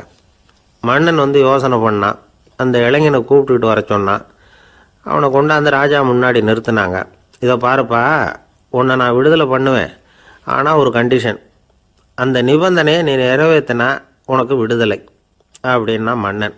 சரின்னு ஒத்துக்கிட்டான் பையன். மன்னன் வந்து கண்டிஷன் என்னங்கிறத சொன்னான். உங்ககிட்ட ஒரு செம்மறி ஆட்டை கொடுக்க போகிறேன், 1 மாதத்துக்கு அதுக்கு தேவையான தீனியையும் கொடுக்க போகிறேன். 1 மாதம் கழித்து அந்த ஆட்டை வந்து எடை போட்டு பார்ப்பேன். அந்த ஆட்டின் எடை கொஞ்சம் கூட கூடி இருக்கக்கூடாது. எடை கூடி இருந்தால் உனக்கு விடுதலை கிடையாது. என்ன சொல்கிற அப்படின்னா. பையனுக்கு ஒன்றும் புரியல, பயமாக போயிட்டுது. குழம்பிக்கிட்டே நின்றுக்கிட்டு இருக்கிறான். சரி, ஒரு நாள் டைம் தரேன், நல்லா யோசனை பண்ணி பார்த்துட்டு நாளைக்கு உன் முடிவை சொல்லு அப்படின்னா மன்னன். பையன் கவலையோடு வெளியில் வந்தான். அங்கே ஒரு பெரியவர் நின்றுக்கிட்டு இருந்தார். அவர்கிட்ட விஷயத்தை சொன்னான். அந்த பெரியவர் இந்த பையனுக்கு காதோட காதாக ஒரு வழியை சொல்லி கொடுத்தார். அதை கேட்டதும் பையன் மறுபடியும் மன்னன் முன்னாடி வந்து நின்னா, உங்கள் நிபந்தனையை ஏற்றுக்கிறேன்னு சொன்னான். மன்னன் வந்து ஒரு ஆட்டுக்குட்டியையும் அதுக்கு 1 மாதத்துக்கு தேவைப்படுற தீவனத்தையும் கொடுக்கும்படியாக உத்தரவு போட்டான். கொடுத்தாங்க, ஓடிட்டு போயிட்டான். 1 மாதம் தினமும் தவறாமல் அந்த தீவனத்தை ஆட்டுக்குட்டிக்கு போட்டுக்கிட்டு இருக்கிறான். 1 மாதம் கழித்து அந்த ஆட்டை வந்து அரண்மனைக்கு ஓட்டிகிட்டு போனான். மன்னன் அதை எடை போட்டு பார்க்குறான், எடை கூடவே இல்லை, அப்படியே தான் இருக்குது. உடனே போட்ட நிபந்தனைப்படி அந்த இளைஞனை வந்து விடுதலை பண்ணிவிட்டான். சரி, ஆட்டுக்கு எடை கூடாமல் இருக்கிறதுக்கு அந்த பெரியவர் சொல்லி கொடுத்த யோசனை என்ன அப்படின்னா, அது வேற ஒன்றும் இல்லை. அந்த ஆட்டுக்கு எதிரில் அது கண்ணில் படுற மாதிரி ஒரு ஓநாயை கட்டி போட சொன்னார். அவ்வளவுதான். ஆட்டுக்கு ஓநாய்ங்கிறது பிறவி பகை. ஓநாயை பார்த்தா ஆடு நடுங்க ஆரம்பிச்சிரும், அவ்வளவு பயம். தினமும் அந்த ஆடு பயந்துக்கிட்டே தீனி சாப்பிட்டுது, எடை கூடல. அதுதான் ரகசியம். இது வந்து சின்ன பிள்ளைங்களுக்கான ஒரு கதை. இதிலேருந்து தெரிஞ்சுக்க வேண்டிய உண்மை என்னென்னா, நாமெல்லாம் சாப்பிட்றப்ப மனசும் உடம்பும் அமைதியாக இருக்கணும். அப்போ தான் அது உடம்புல ஒட்டும். அவசரத்துலேயும் பயத்துலையும் சாப்பிட்டா அது சரியாக ஜீரணமாகாது. இன்னொரு ராஜா இருந்தார். அவரும் ஒரு இளைஞனை ஜெயிலில் அடைச்சி விட்டார். விடுதலை பண்ணணும்னா ஒரு கண்டிஷன்னார். என்னன்னு கேட்டான்.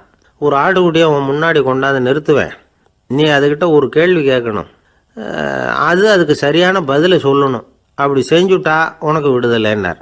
இளைஞன் யோசனை பண்ணி பார்த்தான், சரின்னு ஒத்துக்கிட்டான். அது பிரகாரமே ஆட்டுக்குட்டியை பதில் சொல்ல வச்சுட்டான். என்ன நடந்தது தெரியுமா?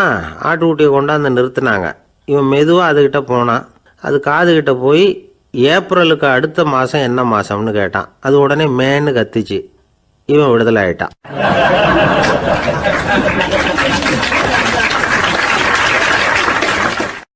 காஞ்சிபுரத்தில் பல்லவ ராஜா ஒரு கோவில் கட்டினார், கைலாசநாதர் கோவில். அதுக்கு கும்பாபிஷேகம் பண்ணுறதுக்கு ஒரு நாள் குறிப்பிட்டு அதுக்கு வேண்டிய ஏற்பாடுகள்லாம் பண்ணினார். முதல் காரியமாக கடவுளை வேண்டிக்கிட்டார், நீங்கள் இந்த கும்பாபிஷேகத்துக்கு நேரில் வந்து கலந்துக்கணும்னார். கடவுள் அந்த ராஜா கனவுல வந்தார். நீ கும்பாபிஷேகம் வச்சிருக்கிற அதே நாளில் அதே நேரத்தில் எனக்கு இன்னொரு ஊரில் ஒரு கும்பாபிஷேகம் இருக்குது, அதுக்கு போக வேண்டியிருக்கு. அதாவது திருநின்ற ஊரில் என்னுடைய பக்தர் ஒருத்தர், அவரும் ஒரு கோயில் கட்டி கும்பாபிஷேகம் செய்கிறார், நான் அதுக்கு போக வேண்டியிருக்கு, அதனால் உன்னுடைய தேதியை நீ மாற்றி வச்சுக்கோ அப்படின்னார். கடவுள் தான் எங்கேயும் இருக்கிறவராச்சே, அவர் நினச்சா 2 இடத்துலையும் இருந்து கோயில் கும்பாபிஷேகத்தை நடத்த முடியாதா? ஏன் அப்படி செய்யலை? அது ஒரு முக்கியமான காரணத்துக்காகத்தான். திருநின்ற ஊரில் இருந்த பூசலாருங்கிற அந்த அடியாரின் பெருமையை இந்த உலகத்துக்கு எடுத்து காட்டணுங்கிறதுக்காகத்தான் கடவுள் அந்த ராஜா கிட்ட அப்படி சொன்னார். சரி, அந்த அடியார் அப்படி என்னதான் பெருசாக கோயில் கட்டி விட்டார்? ராஜா கட்டின கோயிலை விட பெருசா? அவர் கட்டினது கருங்கல்லாலேயோ மண்ணாலேயோ மரத்தாலேயோ இல்லை. அவர் கட்டின கோயில் வேற மாதிரி. அது மனசால கட்டின கோயில், மனசுக்குள்ளே இருக்கிற கோவில், மனக்கோவில். அந்த அடியார் தன்னோட மனசுக்குள்ளே மாசக்கணக்காக ஒவ்வொரு கல்லாக சேர்த்து கட்டின கோவில்.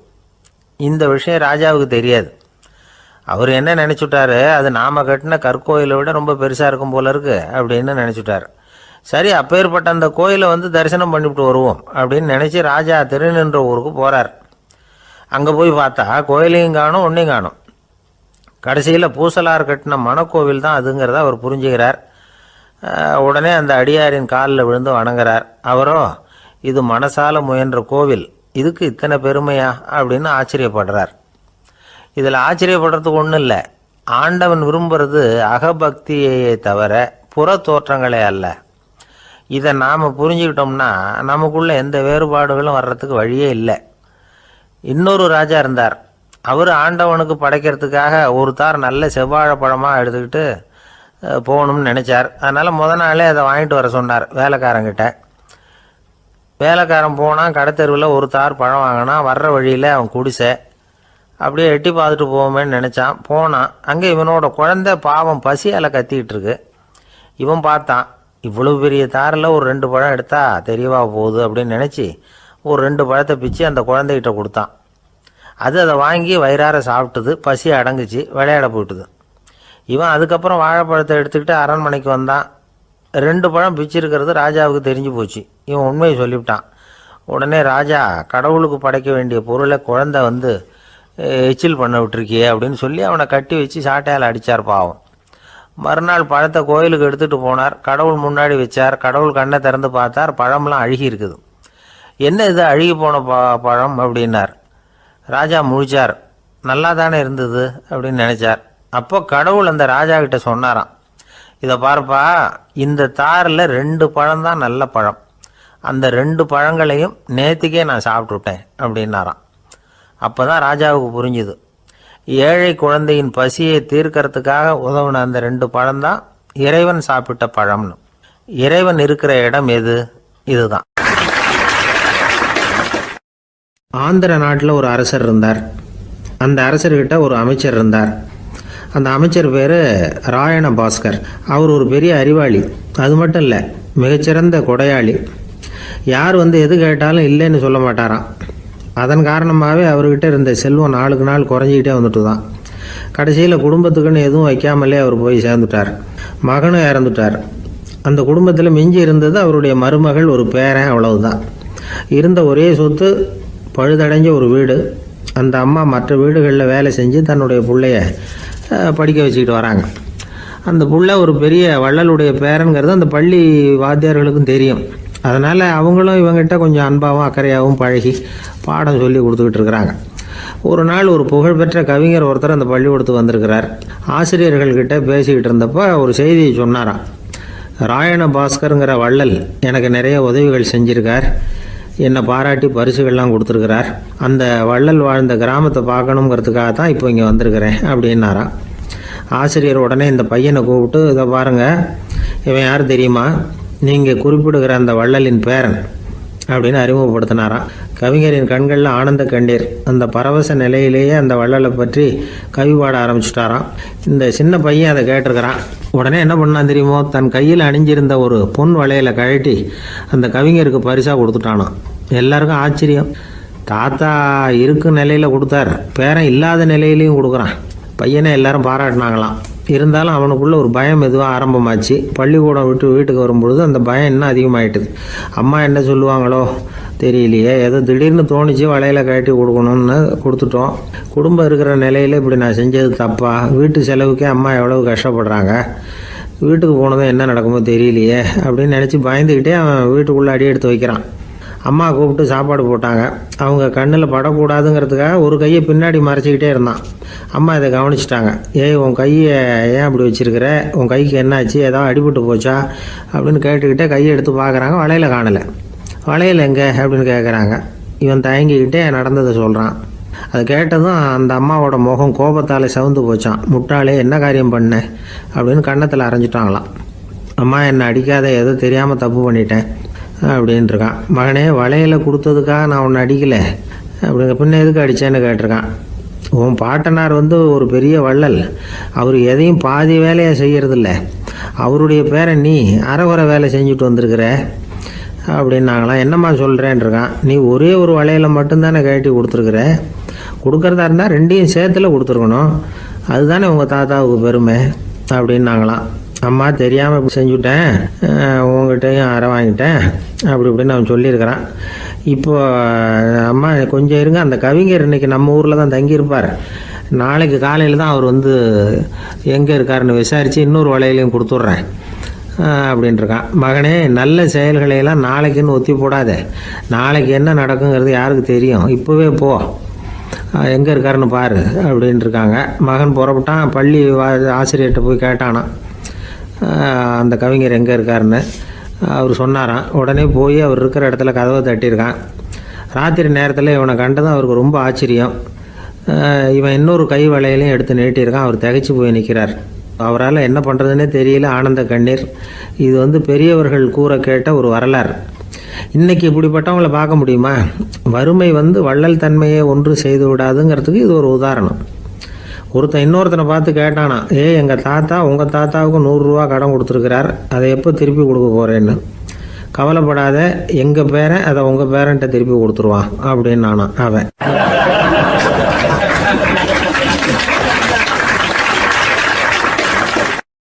ஒரு ஊரில் ஒரு மன்னர் இருந்தார். புத்தி கூர்மை உள்ள ஒரு மன்னர். பொதுவாக மன்னர்களுக்கு சந்தேகம் வந்தால் சபையில் உள்ள சான்றோர்கள்கிட்ட கேட்டு தெரிஞ்சுக்கிறது தானே வழக்கம். ஆனால் இங்கே அப்படி இல்லை. மற்றவங்களுக்கு சந்தேகம் வந்தால் மன்னர்கிட்ட கேட்டு தெரிஞ்சுக்குவாங்க. அது மாதிரி கேட்டு தெரிஞ்சுக்கிறதுக்காக ஒரு பெரியவர் ஒரு நாள் வந்தார். அவர் கையில் 3 பொம்மைகள் வச்சுருந்தார். 3 ஒரே மாதிரி பொம்மைகள், கொஞ்சம் கூட வித்தியாசம் தெரியல. ஏது இந்த பொம்மைன்னு கேட்டார் மன்னர். எனக்கு வேண்டியப்பட்ட ஒருத்தங்கிட்ட இருந்து இதை வாங்கிட்டு வந்திருக்கிறேன், நான் தான் அவன்கிட்ட இந்த பொம்மையை செஞ்சு கொடுக்கும்படியா கேட்டுக்கிட்டேன். அவன் ரொம்ப புத்திசாலி, அவன் தான் இதை செஞ்சு கொடுத்தான், ஆனால் அதில் ஒரு சிக்கல் அப்படின்னார். என்ன பிரச்சனைன்னு கேட்டிருக்காரு இவர். நான் அவன்கிட்ட கேட்டது 3 விதமான பொம்மைகளாக இருக்கணும்னு கேட்டேன். அவன் என்னடான்னா 3 ஒரே மாதிரியாக செஞ்சு கொடுத்துட்டான் அப்படின்னார். அவங்ககிட்டயே கேட்கறது தானே அப்படின்ட்டுருக்காரு இவர். கேட்டேன், அவன் என்ன சொல்கிறான்னா, இது 3 ஒரே மாதிரி பொம்மை கிடையாது, 3 விதம், ஒன்றுக்கு ஒன்று வித்தியாசம் இருக்குது. இந்த 3 பொம்மையும் 3 விதமான நண்பர்களுக்கு உதாரணங்கள் அப்படின்னு சொல்கிறான். எனக்கு ஒன்றும் புரியல, அதுதான் உங்ககிட்ட வந்தேன் அப்படின்னார்.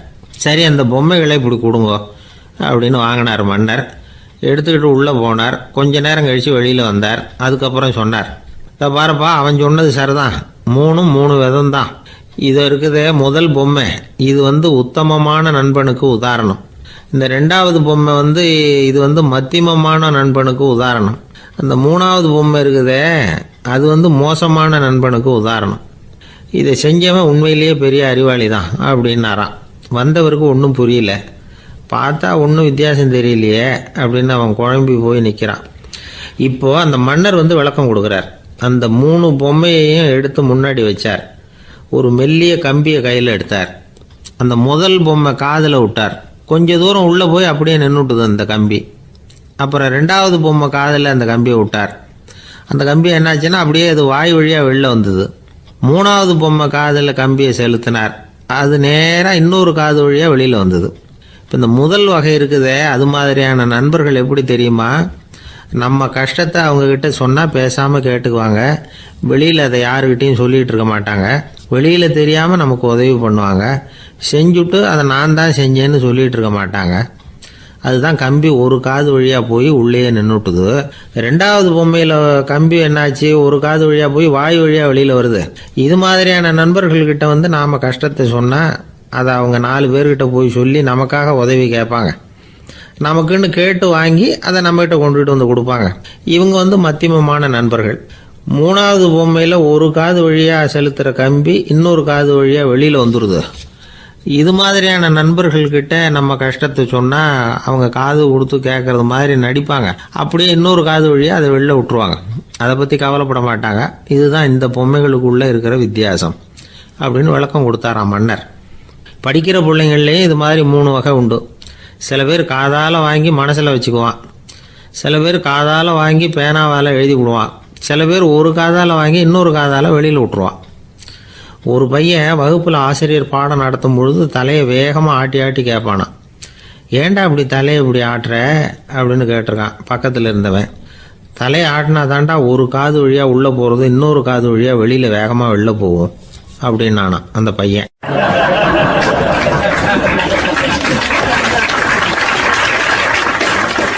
எனக்கு வாழ்க்கையே வெறுத்து போச்சு சார் அப்படின்னு சொல்லிட்டு ஒருத்தர் வந்தார். கொஞ்ச நேரம் பேசினதுக்கப்புறம் அவர் அப்படி சொல்லியிருந்தா அதில் ஒரு அர்த்தம் இருந்திருக்கும். வர்றதுக்கு முன்னாடியே வாழ்க்கை வெறுத்து போச்சுன்னு சொல்லிட்டு வர்றார். என்ன சார் விஷயம்னு விசாரித்தோம். எங்கள் வீட்டில் தினம் 3 வேளையும் ஒரே மாதிரி சாப்பாடு சார், வித்தியாசமே கிடையாது. இப்படியே 3 மாதமாக சாப்பிட்டுக்கிட்டு இருக்கிறேன். அதை விட பட்டினி கிடந்து செத்துடலாம்னு தோணுது அப்படின்னார். ஒரு பெரியவர் சொன்ன தத்துவத்தை சொல்கிறதுக்கு ஆள் கிடைக்காம தவிச்சுக்கிட்டு இருந்தோம். இப்போ ஒருத்தர் கிடைச்சிட்டார். விட்டுலாமா உடனே அவரை உட்கார வச்சு சொல்ல ஆரம்பிச்சிட்டோம். அதாவது நாம் அனுபவிக்கிற உணர்வுகளில் களிப்பு, மகிழ்வு, ஆனந்தம் இது 3க்கும் ஒன்றுக்கு ஒன்று வித்தியாசம் உண்டு. மேம்போக்காக பார்க்குறதுக்கு இது 3 ஒன்று மாதிரி தோணும். ஆனால் அது அப்படி இல்லை. களிப்புங்கிறது உடம்பை பொறுத்தது, மகிழ்வுங்கிறது மனசை பொறுத்தது, ஆனந்தம்ங்கிறது ஆன்மாவை பொறுத்தது. இப்படி இந்த 3 வகையான அந்த சுவைப்புகளின் தன்மையும் வேற வேற. இப்போ முதல்ல களிப்புங்கிறத எடுத்துக்குவோம். நம்ம புலன்களுக்கு களிப்பை தரக்கூடிய பொருள்களுக்கு சில விசேஷ குணம் உண்டு. அது எப்படின்னா, சீக்கிரமே சலிப்பை உண்டு பண்ணும். ஒருத்தர் அந்த பொருளை எடுத்துக்கிட்டா அது இன்னொருத்தருக்கு குறைஞ்சிரும். உணவு, உடை இதெல்லாம் களிப்பை தரக்கூடிய பொருள்கள். இப்போ உதாரணத்துக்கு ஒரு சாப்பாட்டு மேசையில் ஒரு பாத்திரத்தில் 10 இட்லி இருக்குது. அதில் ஒரு 2 இட்லியை நம்ம தட்டில் எடுத்து வச்சு சாப்பிட்றோம். நாம் சாப்பிட்ட அந்த இட்லி நிச்சயமாக எதிரில் உட்காந்துருக்கிறவருக்கு இல்லை, அவருக்கு உபயோகப்படாது. நாம் சாப்பிட்ட அதே இட்லியை அவரும் சாப்பிட முடியாது, அவர் வேறு தான் எடுத்து வச்சுக்கணும். அது மாதிரி நாம் ஒரு சட்டையை எடுத்து போட்டுக்கிறோம். அதே சட்டையை அதே நேரத்தில் இன்னொருத்தர் போட்டுக்க முடியாது. புலன்களுக்கு களிப்பை தரக்கூடிய இது மாதிரி பொருள்கள்லாம் முதல் தடவை நமக்கு கொடுக்குற களிப்பை 2வது தடவையும் கொடுக்காது. 3வது தடவை இன்னும் குறையும். கடைசியில் வெறுப்பாக மாறிடும். ஒவ்வொன்றா இட்லியை தொடர்ந்து சாப்பிட்றோம்னு வச்சுக்கோங்க, முதல் இட்லி தரக்கூடிய சுவையை 30வது இட்லி தராது. முதல் தடவை புது சட்டையை போட்டுக்கிறப்போ நமக்கு இருக்கிற களிப்பு அதே சட்டையை 100வது தடவையாக போட்டுக்கிறோம்னு வைங்க, அப்போ இருக்குமா? இருக்காது. இதுதான் களிப்பு. அதாவது சீக்கிரமே சலிப்பை தரக்கூடியது. ஒருத்தர் எடுத்துக்கிட்டால் இன்னொருத்தருக்கு குறைஞ்சி போகக்கூடியது. ஆனால் மகிழ்ச்சிங்கிறது அப்படி இல்லை. ஒருத்தர் அனுபவிக்கிறதுனால இன்னொருத்தருக்கு குறைஞ்சி போகாது. இப்போ காலையில் சூரியன் உதயம் ஆகிறத பார்த்து சந்தோஷப்படுறோம், அதையே இன்னொருத்தரும் பார்த்து சந்தோஷப்படலாம். ஒரு நல்ல சங்கீதத்தை கேட்குறோம், ஒரு அழகான ஓவியத்தை ரசிக்கிறோம், நீங்கள் ரசிக்கிற அதே நேரத்தில் இன்னொருத்தரும் அதை ரசிக்கலாம். அதனால் அது குறைஞ்சி போகிறதில்ல. இது மகிழ்வு. ஆனால் ஒன்று, ஒரே பாடலை திரும்ப திரும்ப கேட்டுக்கிட்டு இருந்தால் கடைசியில் அலுப்பு தட்டும். அதாவது மகிழ்வுங்கிறது எப்படின்னா, மற்றவங்களோட பகிர்ந்து கொள்றதுனால குறையாது. ஆனால் ஒரே பொருள் மீண்டும் மீண்டும் அனுபவிப்ப தர்றப்போ முதல்ல மகிழ்வு அதிகரித்து அதுக்கப்புறம் அது மங்கி மறைஞ்சு போயிடும். இதுதான் அந்த மகிழ்வுங்கிறதுக்கு இலக்கணம். சரி, இப்போ மூணாவதாக சுகம் தரக்கூடிய ஆனந்தம்ங்கிறது எப்படின்னா, இது நமக்கு உள்ளே இருந்து சுரக்கிறது. மனசு சலனங்கள்லேருந்து விடுபடுறப்போ இந்த ஆனந்தம் நமக்கு கிடைக்கும். இது நிலையான சுகம், ஆத்ம சுகம். களிப்பிலிருந்து மகிழ்வுக்கும் மகிழ்விலிருந்து ஆனந்தத்துக்கும் செல்றது தான் மனிதன் நடத்த வேண்டிய முக்கியமான பயணம். இவ்வளவு விஷயத்தையும் கேட்டுட்டு இந்த காலத்து பையன் ஒருத்தன் வந்தான். சார், இப்போ நீங்கள் ஒரு சாப்பாட்டு மேசையில் ஒரு 10 இட்லி வைக்கிறீங்க, என்ன உட்கார வைங்க, எதிரில் இன்னொருத்தனை உட்கார வைங்க, நான் களிப்பு மகிழ்வுலாம் தாண்டி நேரடியாக ஆனந்தத்துக்கு பயணம் பண்ணி காட்டுறேன் அப்படின்னா. ஒன்றும் புரியல அவன் சொன்னது. அது எப்படி, என்ன பண்ணுவ நீ அப்படின்னு சொல்லி கேட்டோம் ஆச்சரியமா. 2 இட்லி சாப்பிட்டா தானே சார் களிப்பு, நான் 10 இட்லியும் மொத்தமாக சாப்பிட்ருவேன், அடுத்தவனுக்கு எதுவும் கிடைக்காது, அவனுக்கு கிடைக்காதபடி நாமே சாப்பிட்டுடுறோம்ல, அதுதானே நமக்கு ஆனந்தம் அப்படின்னு அதுக்கு ஒரு விளக்கம் சொல்கிறான்.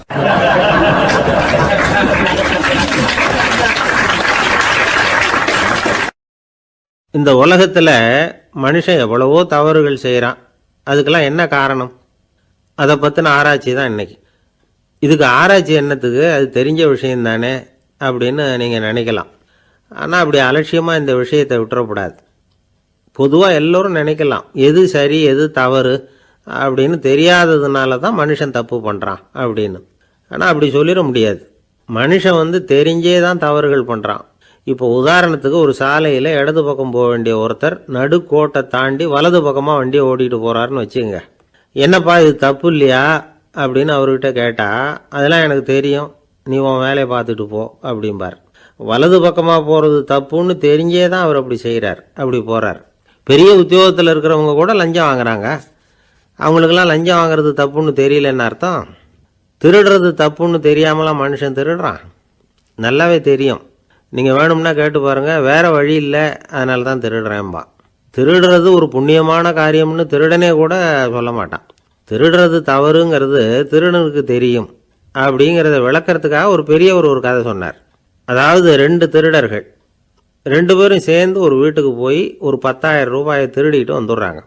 ஒரு காட்டு வழியாக வந்துக்கிட்டு இருக்கிறாங்க. இன்னும் விடியல. 2 பேருக்கும் தூக்கம் கண்ணை சுற்றுது.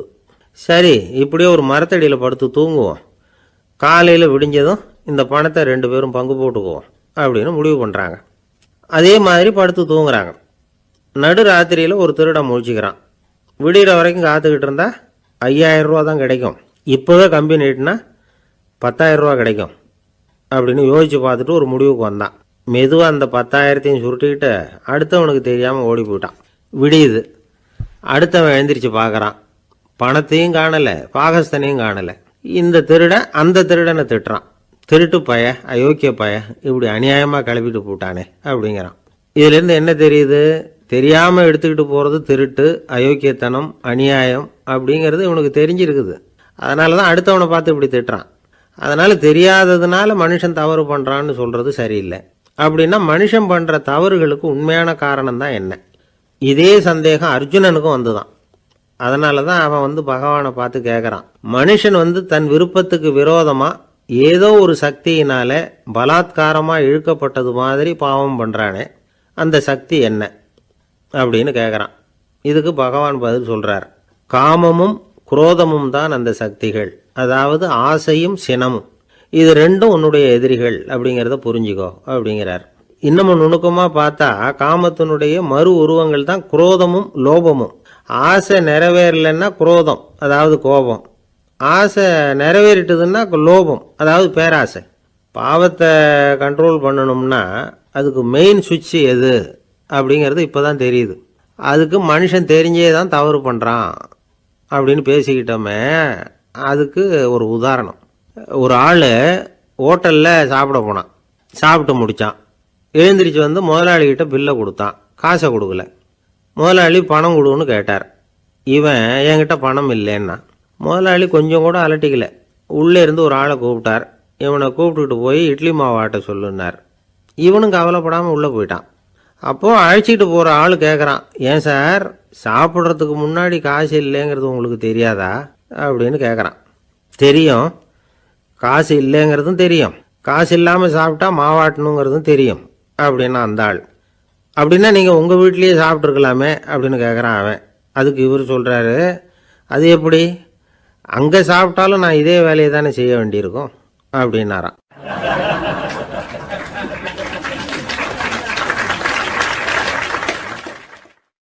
துஷ்டரை கண்டால் தூர விலகு, இப்படி ஒரு பழமொழி உண்டு. எதுக்காக இப்படி சொல்லி வச்சாங்க? துஷ்டன் ஏதாவது தொந்தரவு கொடுப்பான், அதனால் அவனை கண்டா பயந்துக்கிட்டு ஓடி ஒளிஞ்சிக்கோ அப்படின்னா இதுக்கு அர்த்தம் அப்படி இல்லை.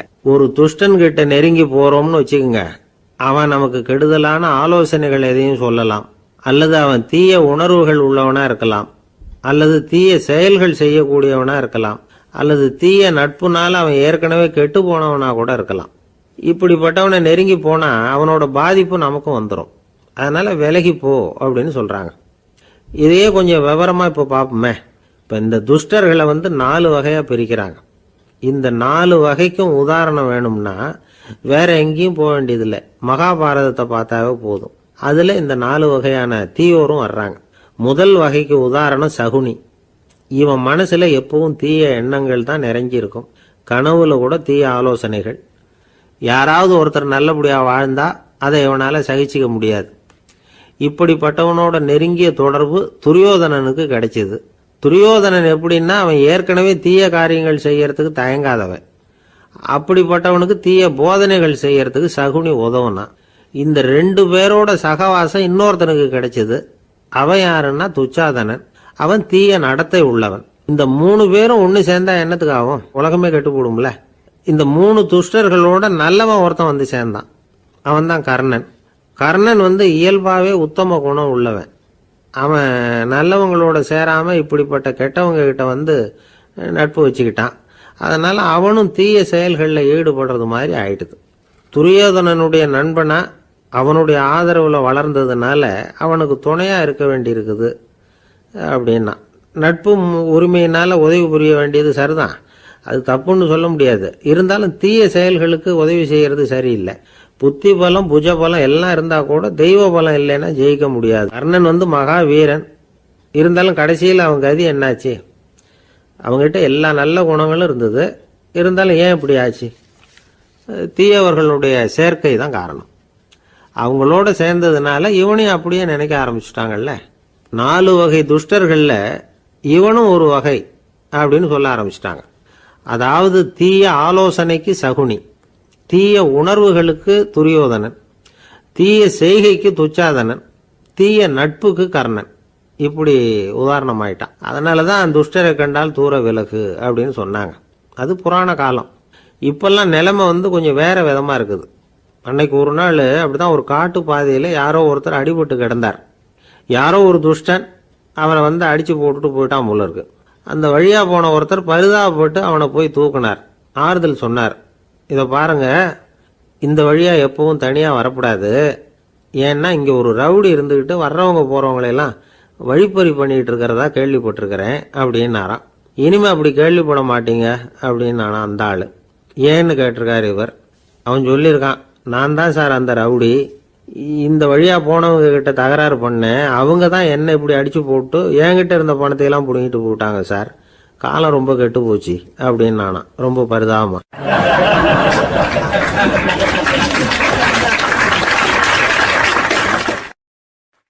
ஒரு ஊர்ல ஒரு பெரிய செல்வந்தர் இருந்தார். பணத்துக்கு பஞ்சம் இல்லை. அதனால இந்த உலகத்துல முடியாத காரியம் எதுவும் இல்லைன்னு நினைச்சார். பணம் இருந்தாலே அந்த நினைப்பு தானா வந்துடும். அதனால இவரும் அப்படி நினைச்சதுல ஒன்றும் தப்பு இல்லை. அந்த ஊருக்கு குருநானக் ஒரு தடவை வந்தார். அவருக்கு இந்த செல்வந்தர் ரொம்ப பிரமாதமாக ஒரு வரவேற்பு கொடுத்தார். ஊர் எல்லையிலேயே எங்கள் வீட்டுக்கு வந்து விருந்து சாப்பிட்டுட்டு போகணும்னு கேட்டுக்கிட்டார். அவரும் சரின்னு ஒத்துக்கிட்டார். உடனே தன்னுடைய பங்களாவில் ஒரு பெரிய விருந்துக்கு ஏற்பாடு பண்ணார்.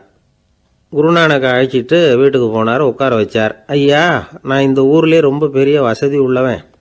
என்னால் எல்லாம் முடியும். உங்களுக்காக நான் என்ன செய்யணும்னு சொல்லுங்கள். எதுவாக இருந்தாலும் பரவாயில்ல, எவ்வளவு செலவானாலும் பரவாயில்ல, என்னால் செய்ய முடியும். என்ன செய்யணும்னு சொல்லுங்கள், அது போதும், நான் செய்கிறேன் அப்படின்னு நான் ரொம்ப பணிவா.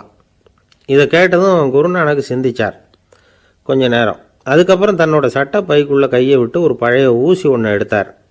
அந்த செல்வந்தர்கிட்ட கொடுத்தார். இதை பாருங்கள், இவ்வளவு தூரம் நீங்கள் கேட்கறதுனால சொல்கிறேன். எனக்கு நீங்கள் செய்ய வேண்டிய உதவி இதுதான்னார். ஊசியை கையில் வாங்கிக்கிட்டு இதை என்ன செய்யணும்னு சொல்லுங்க அப்படின்னார் அவர். நீங்கள் செய்ய வேண்டியது என்னென்னா, இந்த ஊசியை பத்திரமா வச்சிருக்கணும். நாம் 2 பேரும் இறந்து போனதுக்கு பின்னாடி இன்னொரு உலகத்தில் நாம் சந்திக்கக்கூடிய வாய்ப்பு இருக்குது. அப்போ இந்த ஊசியை என்கிட்ட கொண்டாந்து கொடுக்கணும். இதுதான் நீங்கள் எனக்காக செய்ய வேண்டிய உதவி அப்படின்னார் குருநானக் லேசாக சிரிச்சுக்கிட்டே. இதை கேட்ட உடனே இந்த பெரியவர் முழிக்க ஆரம்பிச்சிட்டார். அது எப்படிங்க, நான் சாகிறப்ப எப்படி இந்த ஊசியை எடுத்துக்கிட்டு இன்னொரு உலகத்துக்கு வர முடியும்னார். ஊசி மாதிரி ஒரு சின்ன பொருளை கூட இந்த உலகத்தை விட்டு நாம் போகிறப்ப எடுத்துகிட்டு போக முடியாதுங்கிறப்போ உங்களோட செல்வத்தையெல்லாம் எப்படி அங்கே எடுத்துகிட்டு வர போகிறீங்க அப்படின்னு கேட்டார் குருநானக். அதுக்கப்புறம் தான் அந்த பெரியவர் யோசிக்க ஆரம்பித்தாராம். குருநானக் சொல்கிறார், இதை பாருங்கள், நாம் செய்கிற நல்லது கெட்டது தான் கடைசி வரைக்கும் நம்ம கூட இருக்கும். அடுத்தவங்க நல்லா இருக்கணுங்கிறதுக்காக பொருளை செலவு செய்யணும். அப்படி செய்யலைன்னா எந்த பிரயோஜனமும் இல்லை அப்படின்னார். அதுக்கப்புறம் தான் அந்த செல்வந்தரின் அறிவு கண் திறந்து தான். உடனே குருநானக்கை வணங்கினார். ஐயா, என்கிட்ட இருந்த ஆணவம் போயிட்டுது. இனிமேல் என்கிட்ட இருக்கிற செல்வத்தை நல்ல வழியில் செலவழிப்பேன் அப்படின்னாராம். நம்மக்கிட்ட இருக்கிற பணம் எப்பவும் நம்ம கூடவே வந்துக்கிட்டு இருக்காதுங்கிறதுக்கு இது ஒரு உதாரணம். அதுக்காக நாம் பணம் சேர்க்கறத பற்றி கவலைப்பட வேண்டியதில்லை, பேசாமல் படுத்து தூங்கிக்கிட்டு இருந்தால் போதும் அப்படின்னு இதுக்கு அர்த்தம் பண்ணிக்கக்கூடாது. முறையான வழியில் பணம் சேர்க்கணும், அதை முறையான வழியில் செலவு பண்ணணும். அதனால் ஏற்படக்கூடிய மன நிறைவு இருக்குது பாருங்கள், அது அனுபவித்தவங்களுக்கு தான் தெரியும். சொர்க்கத்துக்கு போகிறவங்க இங்கேருந்து பணத்தை எடுத்துகிட்டு போக முடியாது. ஆனால் நம்ம செல்வத்தை இங்கே மற்றவங்களுக்கு பயன்பட செய்து அதனால் ஏற்படுற புண்ணியம் இருக்குது பாருங்கள், அதை எடுத்துகிட்டு போக முடியுமா. இதுதான் ஆன்மீகவாதிகள்லாம் சொல்கிற கருத்து. ஜான் நியூட்டன் ஒருத்தர், அவர் சொன்னார், நான் எப்போவாவது சொர்க்கத்துக்கு போய் சேர்ந்தேன்னா அங்கே 3 அதிசயங்களை பார்ப்பேன்னார். என்னன்னு கேட்டாங்க. நான் யார் யார் இருக்க மாட்டாங்கன்னு நினச்சிக்கிட்டு இருந்தேனோ அவங்களில் சில பேர் அங்கே இருப்பாங்க, அது ஒரு பெரிய அதிசயம்னார். சரி, அடுத்தது என்ன? 2வது அதிசயம் என்னன்னா, அங்கே இருப்பாங்கன்னு நான் எதிர்பார்த்த சில பேர் அங்கே இருக்க மாட்டாங்க அப்படின்னார். சரி, 3வது பெரிய ஆச்சரியம் என்ன அப்படின்னா, நான் அங்கே இருக்க பாருங்க, அதுதான் அந்த 3வது அதிசயம் அப்படின்னாராம்.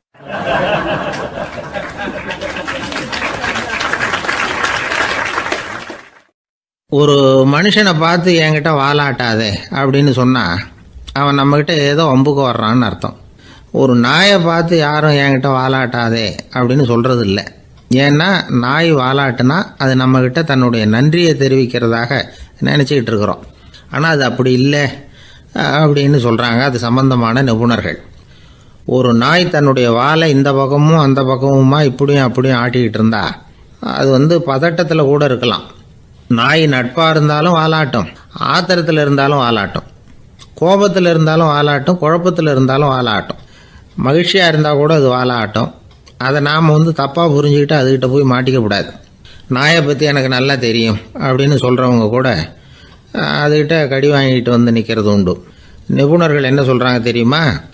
எப்போவுமே நாய்கள் திடீர்னு கடிச்சு விடுறதில்ல, கடிக்கிறதுக்கு முன்னாடி சில அறிகுறிகளை காட்டும். அதை சரியாக புரிஞ்சுக்கிட்டோம்னா தப்பிச்சிக்கலாம். ஒரு வீட்டுக்கு போகிறீங்க, அங்கே புதுசாக ஒரு நாயை பார்க்குறீங்க, உடனே அதுக்கிட்ட போய் குனிஞ்சு சிரிச்சுக்கிட்டே அது தலையில் தட்டுறீங்க. இது ரொம்ப தப்பான். ஒரு நாய் இன்னொரு நாயை நேருக்கு நேர் பார்த்து பல்ல காட்டுனா அது தன்னுடைய தன்முனைப்பை காட்டுதுன்னு அர்த்தமா. உன்னை விட நான் பெரியவன் அப்படின்னு சொல்லுதுன்னு அர்த்தம். அதனால் நீங்கள் அது மாதிரி கிட்ட போய் சிரிக்கிறோம் அப்படின்னு நினச்சிக்கிட்டு பல்ல காட்டினா உங்களையும் எதிரியாக நினச்சிரும். இன்னொரு விஷயம் என்னென்னா, தலையில் தட்டுனா நாய்க்கு பிடிக்காது. அது தன்னை அடக்கிறதாகவும் அச்சுறுத்துறதாகவும் நினச்சிக்கிட்டு இருக்கும். சரி, அப்படின்னா புதுசாக ஒரு இடத்துல அல்லது வீட்டில் நாய்க்குட்டியை பார்த்தா என்ன பண்ணுறது? நீங்கள் சும்மா இருங்க, அதுவாக கிட்ட வரட்டும். அதுக்கப்புறம் அதுக்கிட்ட கனிவாக பேசுங்க. கன்னம், மார்பு, தோல் இங்கெல்லாம் தட்டலாம், தப்பு இல்லையா? தலையில் தான் தட்டப்படாதான். ஒரு நாய் வந்து உங்களை நோக்கி ஓடி வருது, நீங்களும் ஓடுனா அது துரத்த ஆரம்பிச்சிடும். அசையாமல் சில மாதிரி நின்றுடுங்க, அது கிட்ட வராது. அதுக்கு ஆர்வம் இல்லாமல் போயிடும். ஒரு தெருவில் சின்ன பிள்ளைங்க நிறைய பேர் விளையாடிக்கிட்டு இருக்கிறாங்க. அப்போ சில நாய்கள் அங்கே ஓடி வருது. எல்லாரும் ஓடினாங்க. அப்படி ஓடுறப்போ ஒரு பையன் கால் தடிக்கு கீழே விழுந்துட்டான். என்னாச்சு தெரியுமா? துரத்திட்டு வந்த நாய்கள்லாம் கீழே விழுந்தவன ஒன்றும் செய்யலை, அவன்கிட்டே போகல. ஓடிக்கிட்டு இருந்தாங்கல்ல பசங்க, அவங்கள துரத்திக்கிட்டு அவங்க பின்னாடி ஓடிச்சான். அதுதான் நாய்களுடைய சுபாவம். ஒரு நாய் நம்மளை நேருக்கு நேர் முறைச்சி பார்க்குதுன்னு வச்சுங்க, நாமளும் அதை முறைச்சி பார்க்கக்கூடாது. நாம் வேறு பக்கம் எங்கேயாவது பார்க்க ஆரம்பிச்சிடணும். ஒரு நாய் வந்து கோபமாக இருந்ததுன்னா அதோட வால் வந்து உறுதியாக நேராக நிற்கும். ஒரு நாய் பணிந்து போனால் அல்லது பயந்து போனால் அது தன்னோட வாலை காலுக்கு நடுவில் வச்சுக்கும். ஒரு நாய் நம்மளை பார்த்து பயந்து நிற்கிதுன்னு வச்சுங்க, அதனால் நமக்கு ஆபத்து இல்லைன்னு நினச்சிடக்கூடாது. உங்களை பார்த்துட்டு ஒரு நாய் ஒடுங்குச்சுன்னா நீங்கள் விலகி போயிடணும் அப்படின்னு அது நினைக்கிது. நிறைய பேர் பயந்து போன நாயால் கடிபடுறாங்க.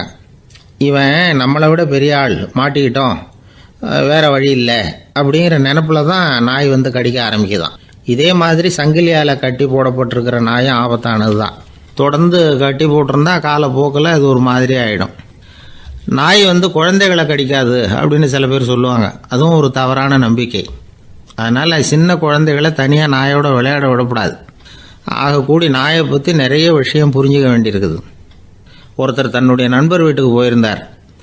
அவசியம் எங்கள் வீட்டில் சாப்பிட்டுட்டு தான் போகணும் அப்படின்னு ரொம்ப அன்பாக சொல்லிவிட்டார்.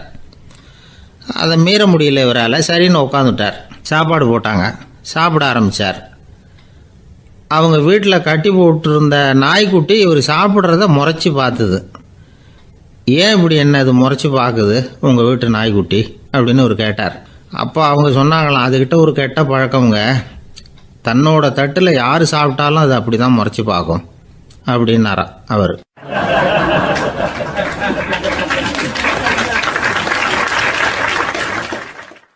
இன்பம் துன்பம் இது ரெண்டும் சேர்ந்தது தான் வாழ்க்கை. இது எல்லாரும் சொல்லிகிட்டு இருக்கிற ஒரு உண்மை. அது சரி, இது ரெண்டும் வர்றதுக்கு என்ன காரணம்? துறவி ஒருத்தர் யோசித்து பார்த்துருக்கார். இன்ப துன்பம் தோன்றுவதற்கு முக்கியமாக 6 காரணங்கள் உண்டு அப்படிங்கிறார் அவர். அது என்னங்கிறத நாமளும் தெரிஞ்சு வச்சுக்குவோமே. இப்போ முதல் காரணம் சுயநலம். ஒரு தாயார் வந்து தன்னுடைய சுயநலம் கருதி தன்னுடைய மகன் இன்பமாக இருக்கணும்னு ஆசைப்படுறாங்க. மகனும் அப்படியே ஆசைப்படுறான். அதனால் தாயாரின் இன்ப துன்பங்களை பார்த்துட்டு மகனும் இன்ப துன்பம் அடையிறான். அந்த அம்மாவுக்கும் அதே நிலைமை தான். 2வது காரணம் உறவு. நான் துறவியான பிறகு கூட உறவுங்கிற காரணத்தினால தான் தாயாருடைய சுக துக்கங்களை கண்டு நானும் சுக துக்கம் அடைகிறேன். என் தாயாருடைய நிலைமையும் இதுதான் அப்படிங்கிறார் ஒரு துறவி. 3வது காரணம் என்னென்னா அறிமுகம். எனக்கு அறிமுகமான ஒருத்தரை ரயில் நிலையத்தில் சந்திக்கிறேன். அவர் தன்னுடைய பணப்பையை எங்கேயோ தொலைச்சி விட்டு வருத்தப்பட்டுக்கிட்டு இருக்கிறார். நானும் வருத்தப்படுறேன். அந்த சமயத்தில் யாரோ ஒருத்தர் இதுதானே அவங்க பணப்பை அப்படின்னு சொல்லி கொண்டாந்து நீட்டுறார். பணப்பையை தொலைச்சவர் சந்தோஷப்படுறார், நானும் சந்தோஷப்படுறேன். இது அந்த துறவி சொல்கிற அனுபவம். 4வது காரணம் என்னென்னா கருணை. எனக்கு முன்னே பின்னே தெரியாத ஒருத்தனை யாரோ ஒருத்தன் அடித்து காயப்படுத்தி போடுறான். கருணை காரணமாக நான் அதுக்காக துக்கப்படுறேன். 5வது காரணம் எதையும் நம்புறது. ஒரு பசுமாட்டை ஒரு முரணை அடிச்சுக்கிட்டு இருக்கிறான் அப்படின்னு ஒருத்தர் வந்து நம்மகிட்ட சொல்கிறாருன்னு வைங்க, உடனே நான் துக்கப்படுறேன். இன்னொருத்தர் வந்து அந்த முரணனை போலீஸ்காரங்க பிடிச்சிட்டு போயிட்டாங்கன்னு சொல்லி சொல்கிறாரு, நான் உடனே சந்தோஷப்படுறேன். 3வதாக ஒருத்தர் வந்து முதல் 2 பேரும் சொன்னது பொய்யுங்கிறார். அப்போ நான் இன்ப துன்பம் ரெண்டுமே இல்லாமல் நிம்மதியாக இருக்கிறேன். இது ஒரு விதம். அடுத்தது 6வது காரணம் என்னென்னா தன்மயமாகுதல். ஒரு நாவல் படிச்சுக்கிட்டு இருக்கிறோம், அதில் வர்ற பாத்திரங்களோடு நாம் ஒன்றி போயிடுறோம். அதில் வர்ற பாத்திரங்கள் சிரிச்சுதுன்னா நாமளும் சிரிக்கிறோம், அது அழுதுன்னா நாமளும் அழறோம். அதெல்லாம் வந்து அந்த துறவி சொல்கிற அனுபவ உண்மைகள். இன்ப துன்பம் இது ரெண்டும் தோன்றுவதற்கு சுயநலம், உறவு, அறிமுகம், கருணை, எதையும் நம்புறது, தன்மயமாகிறது, இது எல்லாம் தான் முக்கிய காரணம் அப்படின்னு அவர் சொல்கிறார். ஆகக்கூடி ஒட்டு மொத்தமாக யோசனை பண்ணி பார்த்தா பிற பொருள்கள் மீது பற்றுதல் காரணமாக தான் நாம் இன்ப துன்பம் அடையிறோம் அப்படிங்கிறத புரிஞ்சிக்க முடியுது. மனுஷன் இன்ப துன்பம் அடையிறதுக்கு 7வது காரணம் கூட ஒன்று உண்டு அப்படின்னு சொல்லிகிட்டே வந்தார் ஒருத்தர். அது என்ன அப்படின்னு கேட்டோம். அதுதான் சார் இந்த நீங்கள் சொல்லிட்டு வர்ற இன்று ஒரு தகவல்னார். எப்படி சொல்கிறீங்கன்னு கேட்டோம். இன்று ஒரு தகவல் கேட்க ஆரம்பிக்கிறப்போ மனசில் இன்பம், ஆரம்பித்த உடனே இது ஏற்கனவே கேட்ட சமாச்சாரமாச்சே அப்படின்னு நினைக்கிறப்போ துன்பம் அப்படின்னு அதுக்கு ஒரு விளக்கம் கொடுத்தார் அவர்.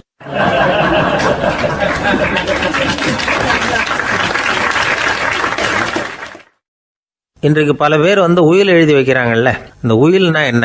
அதாவது ஒரு நபர் தனக்கு பின்னாடி தன்னுடைய சொத்துக்கள் யாருக்கு போய் சேரணும்னு நினைக்கிறாரோ அந்த நினைப்பை சட்டப்படி உறுதிப்படுத்துறது தான் உயில். சரி, உயிலை யார் எழுதலாம்? 18 வயசு பூர்த்தியான யாரும் உயில் மூலமாக சொத்துக்களை விநியோகிக்கலாம். கண் பார்வை இல்லாதவங்க, காது கேளாதவங்க, வாய் பேச முடியாதவங்க, இவங்கெல்லாம் கூட உயில் எழுதி வைக்கலாம். புத்தி சுவாதீனம் இல்லாதவங்க கூட சில சமயம் புத்தி தெளிவாக இருந்தால் உயில் எழுதலாமா. குடிபோதையில் இருக்கிறவங்க, தாங்கள் என்ன செய்கிறோங்கிறது தெளிவாக அறிய முடியாதவங்க, நோய் நொடியில் இருக்கிறவங்க, இவங்கெல்லாம் உயில் எழுத முடியாது. ஒருத்தரை நிர்பந்தப்படுத்தி ஏமாற்றி அல்லது சுய நினைவில்லாத ஒருத்தர்கிட்ட எழுதி வாங்கி வைக்கிற உயில் செல்லாது. உயிலை இந்த முறையில் தான், இந்த படிவத்தில் தான் எழுதணும்னு சட்டத்தில் விதி எதுவும் கிடையாது. இதுக்கு முத்திரை கட்டணமும் கிடையாது. உயிலை வெற்று காகிதத்தில் எழுதலாம். அச்சு அடிக்கணும், டைப் அடிக்கணுங்கிற அவசியம் கூட இல்லை. கையாலேயே கூட எழுதலாம். எழுதி இருக்கிறது புரியணும், அவ்வளவுதான். குறைந்தபட்சம் 2 சாட்சிகளை வச்சுக்கிட்டு உயில் எழுதுகிறவர் அதில் கையெழுத்து போடணும். கையெழுத்து போட தெரியாதுன்னா இடது கை பெருவிரல் ரேகை வைக்கலாம். உயில் சாசனத்துக்கு சாட்சிகள் கையெழுத்து இல்லைன்னாலும் அது செல்லாது. அப்புறம் ப்ரிவிலேஜ்டு வில் அப்படின்னு இருக்கு. அதுக்கு மட்டும் சாட்சிகள் தேவையில்லை. அது என்னென்னா, இந்த விமானப்படை, கப்பல் படை அல்லது யுத்தத்தில் பணிபுரியும் நபர்கள் அவங்கெல்லாம் இருக்கிறாங்க இல்லையா, அப்படிப்பட்டவங்க எழுதுகிற உயில் அது. அதுக்கு சில விசேஷ சலுகைகள் உண்டு. ஒருத்தர் முதல்ல ஒரு உயில் எழுதி வைக்கிறார், அதுக்கப்புறம் மனசு மாறி போகுது, அது வேணாம்னு நினைக்கிறார், ரத்து செஞ்சுடலாம். அதுக்கப்புறம் வேறு உயிலும் எழுதலாம். உயிரோடு இருக்கிற வரைக்கும் எத்தனை தடவை வேணும்னாலும் உயில் எழுதலாம். கடைசியாக எழுதப்பட்ட உயில் சட்டப்படி சரியாக இருந்தால் அதுதான் அமலுக்கு வரும். சரி, எழுதுகிற உயிலை ரகசியமாக வச்சுருக்கிறது எப்படி? இது ஒரு கேள்வி. இதுக்கு என்ன செய்யணும்னா, ஒருத்தர் உயிலை எழுதினதுக்கு அப்புறம் அவர் தானாவோ அல்லது அங்கீகரிக்கப்பட்ட முகவர் மூலமாகவோ, அதாவது ஒரு ஏஜெண்ட் மூலமாகவோ, ஒரு கவரில் போட்டு சீல் வச்சு கவர் மேலே தன்னுடைய பெயரை எழுதி அல்லது அந்த ஏஜெண்ட் பெயரை எழுதி கவர் மேலே என்ன அடக்கம் செய்யப்பட்டிருக்கு, உள்ளே என்ன இருக்குது அப்படிங்கிற விவரம்லாம் எழுதி சார் பதிவாளர்கிட்ட ஒப்படைக்கலாம். இதுக்கு கட்டணம் உண்டு. அதுக்கப்புறம் எப்போ தேவைப்படுதோ அப்போ ஒரு மனு கொடுத்து அந்த கவரை திரும்ப வாங்கிக்கலாம். இப்போ எழுதுகிற உயிலை இவ்வளவு நாளுக்குள்ளே பதிவு செய்யணுங்கிற கால வரையறை உண்டா அப்படின்னு ஒரு கேள்வி வரலாம் இல்லையா? எப்போ வேணும்னாலும் பதிவு செய்யலாம். நம்மால் ஒருத்தர் ஒரு நாள் ரொம்ப அவசரமாக வந்தார். இந்த உயில் எழுதுறது சம்பந்தமாக பூரா விவரமாக எனக்கு உடனே தெரியணும்னார். நான் உடனே அவரை வக்கீல் ஒருத்தர்கிட்ட அழைச்சிட்டு போனேன். இவர் அவர்கிட்ட எல்லா விவரமும் கேட்டு தெரிஞ்சுக்கிட்டார். ரொம்ப தேங்க்ஸ்ன்னு சொல்லிவிட்டு 2 பேரும் வெளியில் வந்தோம். அதுக்கப்புறம் இவர்கிட்ட கேட்டேன், ஆமாம் இவ்வளவு விவரமாக கேட்குறீங்களே, உங்களுக்கு எத்தனை பிள்ளைங்க சார் அப்படின்னு கேட்டேன். 6 பேர் சார் அப்படின்னார். சரி, இருக்கிற சொத்து எவ்வளவுன்னு கேட்டேன். அதை இனிமே தான் சம்பாதிக்க போகிறேன் அப்படின்னார்.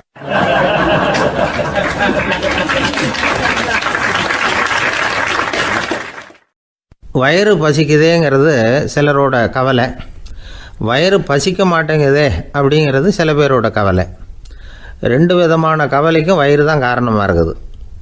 வயிறு பசிச்சதுன்னா அது இயற்கை, வயிறு பசிக்கலைன்னா அது வியாதி. ஆனால் பசியையும் நாம் பசிப்பிணி அப்படின்னு தான் சொல்லுவோம். என்ன காரணம்? வியாதியை போக்க வேண்டியது எவ்வளவு முக்கியமோ அதை விட முக்கியம் பசியை போக்க வேண்டியது. ஒரு சமுதாயத்தில் பசிப்பிணியே இருக்கக்கூடாது, அதுதான் நல்ல சமுதாயம்.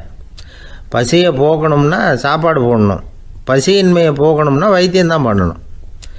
இது சம்பந்தமாக எவ்வளவோ ஆராய்ச்சிகள் நடக்குது, நிறைய மருந்து கண்டுபிடிச்சிருக்கிறாங்க.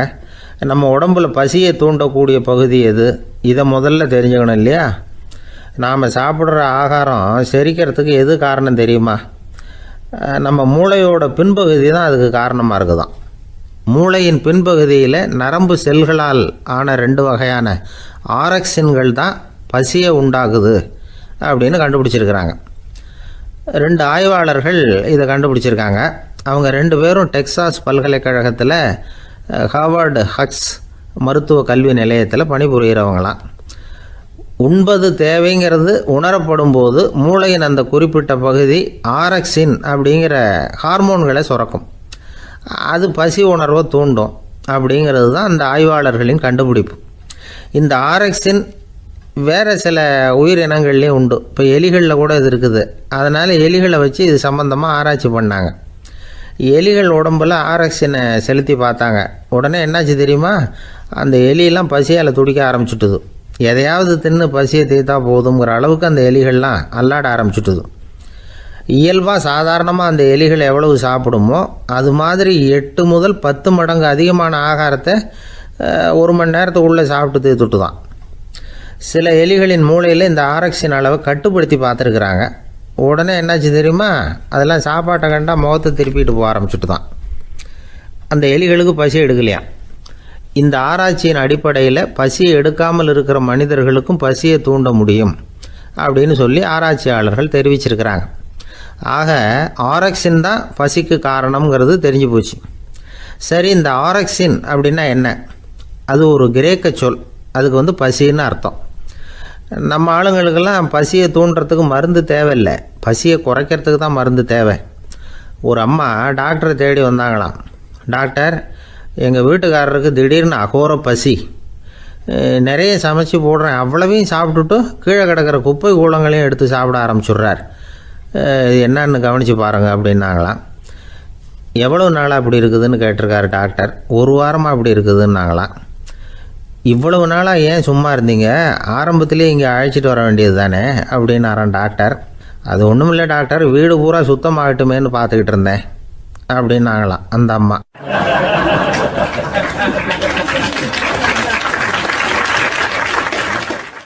ஒரு ஊரில் ஒரு மன்னர் இருந்தார். அழகான அரண்மனையில் அவர் இருந்தார். அந்த அரண்மனையை விட அழகாக ஒரு மாளிகையை அந்த ஊர்லேயே வேற ஒருத்தன் கட்டியிருந்தான். அப்படி கட்டி முடித்ததில் அவனுக்கு ரொம்ப பெருமை. எத்தனையோ செல்வந்தர்கள்லாம் வந்து பார்த்துட்டு, இந்த மாளிகையை விலைக்கு கொடுத்துட்றியா, எவ்வளோ விலை சொன்னாலும் சரி நாங்கள் வாங்கிக்கிறதுக்கு தயாராக இருக்கோம் அப்படின்னு சொல்லி கேட்டு பார்த்துட்டாங்க. நான் இதை விற்கிறதுக்கு தயாராக இல்லை அப்படின்னு சொல்லிவிட்டான். அவ்வளவு சிறப்பாக கலை அம்சத்தோடு அதை கட்டி முடிச்சிருக்கிறான். அதுவே ஒரு பெரிய அரண்மனை மாதிரி இருந்ததுன்னா பார்த்துங்களேன். சுற்றிலும் அழகான பூந்தோட்டம். ஒரு நாள் அவன் எங்கேயோ வெளியூர் போயிட்டு திரும்பி வந்துக்கிட்டு இருக்கிறான். அப்போது அந்த மாளிகை தீப்பெற்றி எரிஞ்சிக்கிட்டு இருக்கு. பதறி போட்டான். விலைக்கு கேட்டவங்க யாராவது இதை செஞ்சுருக்கணும், இல்லைன்னா மன்னரே செய்த சதியோ என்னவோ, இப்படிலாம் அவனுக்கு சந்தேகம். ஒரு மூலையில் உட்காந்து அழ ஆரம்பிச்சிட்டான். அந்த சமயத்தில் அவனுடைய மகன் அங்கே ஓடி வந்தான். அப்பா அழாதீங்க, இதை நான் நேற்று ராத்திரியே நம்ம ஊர் மன்னருக்கு விற்றுட்டேன். இதை கட்டி முடிக்க நமக்கு எவ்வளவு செலவாச்சோ அதை போல் 3 மடங்கு விலைக்கு விற்றுட்டேன், கவலைப்படாதீங்க, இதை விட அழகான மாளிகையை நாம் புதுசாக கட்டிக்கலாம்னா. இதை கேட்டதும் அழுதுகிட்டு இருந்தவன் அழுகையை நிறுத்தினான், சிரிக்க ஆரம்பிச்சிட்டான். இதே இடத்த நான் மன்னர்கிட்ட இருந்து விலைக்கு வாங்குவேன், இதை விட அழகான மாளிகையை கட்டுவேன் அப்படின்னு சுற்றி நின்று எல்லார்கிட்டையும் சொல்லிக்கிட்டு இருந்தான். இந்த சமயத்தில் அவனோட இளைய மகன் ஓடி வந்தான். அப்பா, அண்ணன் சொன்னதெல்லாம் சரிதான், மன்னர்கிட்ட விலை பேசினதெல்லாம் உண்மைதான், ஆனால் விற்றது பேச்சு அளவில் தான். இனிமே தான் பத்திரம் வாங்கணும், எழுதணும், நீங்கள் கையெழுத்து போடணும், பதிவு பண்ணணும், மன்னர்கிட்ட பணம் வாங்கணும், அதுக்காகத்தான் உங்களை எதிர்பார்த்துக்கிட்டு இருந்தோம், அதுக்குள்ளே இப்படி ஆயிட்டுதுன்னா. இப்போ சிரிச்சுக்கிட்டு இருந்தாவன் சிரிப்பை நிறுத்தினான். மறுபடியும் குழந்தை மாதிரி அழ ஆரம்பிச்சிட்டான். இது ஒரு சம்பவம். இதிலிருந்து என்ன தெரியுது? அந்த அழகான மாளிகை தன்னுடையது அப்படின்னு நினைக்கும் பொழுது அவனுக்கு அழுகை வந்தது. அது தன்னுடையது இல்லை அப்படின்னு நினைக்கிற போது சிரிப்பு வந்தது. மறுபடியும் அது தன்னுடையது தான் அப்படிங்கிற உணர்வு வரும்பொழுது அழுகை. எது எதிலிருந்து நீ நீங்கி இருக்கிறாயோ அது அதிலிருந்து உனக்கு துன்பம் இல்லை அப்படிங்கிறார் திருவள்ளுவர். இந்த உடம்பு என்னுடையதில்லை அப்படிங்கிற உணர்வு வந்துட்டா அது ஒரு பெரிய நிலை.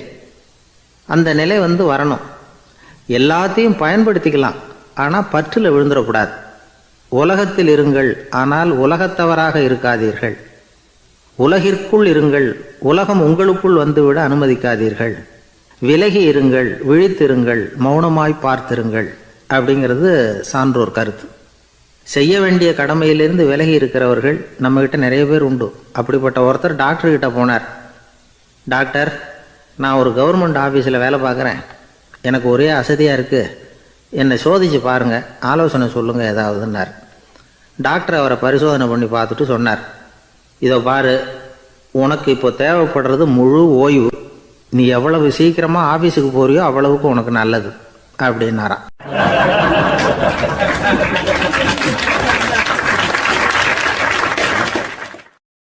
ஒரு மாணவனை பார்த்தேன். என்ன தம்பி படிப்புலாம் எப்படி இருக்குது அப்படின்னு விசாரித்தேன். அவன் ரொம்ப அழுத்துக்கிட்டான். நான் நல்லா தான் சார் படிக்கிறேன், இருந்தாலும் புத்தியில் சரியாக ஏற மாட்டேங்குது சார் அப்படின்னா. சரி, இவனும் நம்ம ரகம்தான் அப்படின்னு சொல்லி முடிவு பண்ணிட்டோம்.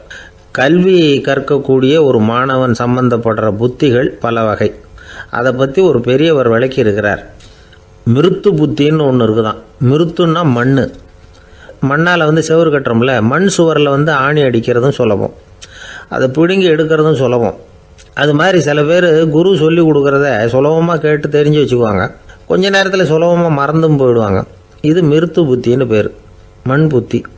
தாரு புத்தின்னு ஒன்று உண்டான். தாருன்னா மரம். அதில் பச்சை மரத்தில் ஆணி அடிக்கிறது சுலபம், ஆனால் அதை எடுக்கிறது கஷ்டம். அது மாதிரி ஆசிரியர்கிட்டேருந்து கேட்டதை கவனமாக மனசில் பதிய வச்சுக்கிட்டு அதை மறக்காமல் இருக்கிறது தாரு புத்தி. பட்டை மரமாக இருந்தால் அதில் ஆணி அடிக்கிறதும் கஷ்டம், அடிக்கிற ஆணியும் சீக்கிரம் நழுவிடும். அது மாதிரி கேட்குற விஷயம் மனசில் பதியறதும் கஷ்டம். அப்படியே பதிஞ்சாலும் அது நீடிச்சு இருக்கிறதும் கஷ்டம், கொஞ்ச காலத்தில் மறந்துடும். இன்னொரு வகை புத்தி ஒன்று உண்டு, அதுக்கு பேர் சிலா புத்தின்னு பேர். சிலான்னா கல். ஒரு கருங்கல்லில் 4 துளையை போட்டு ஒரு துளையில் உளியை வச்சு அடித்தா மற்ற துளை வழியாகவும் பிளந்து கல் 2 ஆகிடும். அது மாதிரி சந்தியான இடங்களில் குறிப்பாக ஒரு பொருளை சொன்னால் அதை வச்சுக்கிட்டு மற்றதையும் தெரிஞ்சுக்கிறது, அது சிலா புத்தின்னு பேர். வேணு புத்தின்னா என்ன தெரியுமா? வேணுன்னா மூங்கில். மூங்கில் கணுவில் ஒரு பக்கம் உளியை வச்சு அடித்தா 2 பக்கமும் பிளந்துடும். அது மாதிரி ஒரு செய்தியை கேட்டுக்கிட்டு இருக்கிறப்பவே அதோட முன்பின் தொடர்களையும் தெரிஞ்சுக்கணும், அது வேணு புத்தி. தைல புத்தின்னு ஒன்று உண்டு. தைலம்ங்கிறது எண்ணெய். தண்ணியில் ஒரு துளி எண்ணெயை விட்டால் அது தண்ணி பூரா பரவி போடுதில்ல, அது இப்படி பரவுறது மாதிரி ஆசிரியர் சுருக்கமாக ஒரு கருத்தை சொன்னால் அதை வச்சுக்கிட்டு பூரா விஷயங்களையும் தெரிஞ்சுக்கணும், அது தைல புத்தி. கற்பூர புத்தின்னு ஒன்று கேள்விப்பட்டிருக்கோம். அது எப்படின்னா, கற்பூரம் தீ பட்ட உடனே பிடிச்சிக்கும். ஆசிரியர் சொன்ன உடனே நுண்ணறிவோட பாடங்களை புரிஞ்சுக்கிறது இந்த வகை புத்தி. கரி புத்தின்னு ஒன்று. அது எப்படின்னா, கரியில் நெருப்பை வச்சு விசிறிய பிறகு அதுக்கப்புறம் அது கறி நெருப்பாகும். அது மாதிரி காலம்பரை சாயந்தர வேலைகளில் ஆசிரியர் பாடம் சொல்லி கொடுப்பார், அதை கொண்டு புரிஞ்சுக்கிறது இந்த வகை. கதலித்தண்டு புத்தின்னு ஒன்று சொல்லுவாங்க. கதலிங்கிறது வாழை மரம். வாழைத்தண்டில் தீ வைக்கிறது எவ்வளவு சிரமமோ அவ்வளவு சிரமத்தோடு கல்வி கற்கிறது கதலித்தண்டு புத்தி. இதை தவிர இன்னும் சில வகையான மாணவர்களை கூட அடையாளம் காட்டுறாங்க. ஆசிரியர் சொன்னதில் நல்லதை மட்டும் எடுத்துக்கிறவன் அன்னம். ஆசிரியர் கிடைச்ச இடத்துல பாடத்தை கேட்டுக்கிட்டு பிறகு தனியாக உட்காந்து சிந்திக்கிறவன் பசு. பசுமாடு அப்படி தானே, புல் கண்ட இடத்துல மேயும், அதுக்கப்புறம் நிதானமாக அசை போட்டுக்கும். ஆசிரியர் சொன்னதை தவிர வேறு எதையும் சொல்ல முடியாதவன் கிளி. பல இடங்களில் பாடங்கள் கேட்டு கடைசியில் ஒன்றும் புரியாமல் போகிறவன் ஆடு. ஆடு ஒரு செடியில் வயிறார மேயாது, ஒரே செடியில். இக்கரைக்கு அக்கறை பச்சைன்னா அங்கேயும் இங்கேயும் அலைஞ்சிக்கிட்டே இருக்கும். சில பேருக்கு எருமைன்னு பேர். எருமை எப்படின்னா, குளத்து நீரை கலக்கி தான் குடிக்கும். அது மாதிரி ஆசிரியர் மனசை நோக செய்து பயில்கிற மாணவர்கள்லாம் இந்த ரகம். இவ்வளவுலாம் இருந்தாலும் இந்த காலத்து மாணவர்கள்லாம் ஒரு தனி ரகம். ஒரு ஆசிரியர் வகுப்பில் பாடம் நடத்திக்கிட்டு இருந்தார்.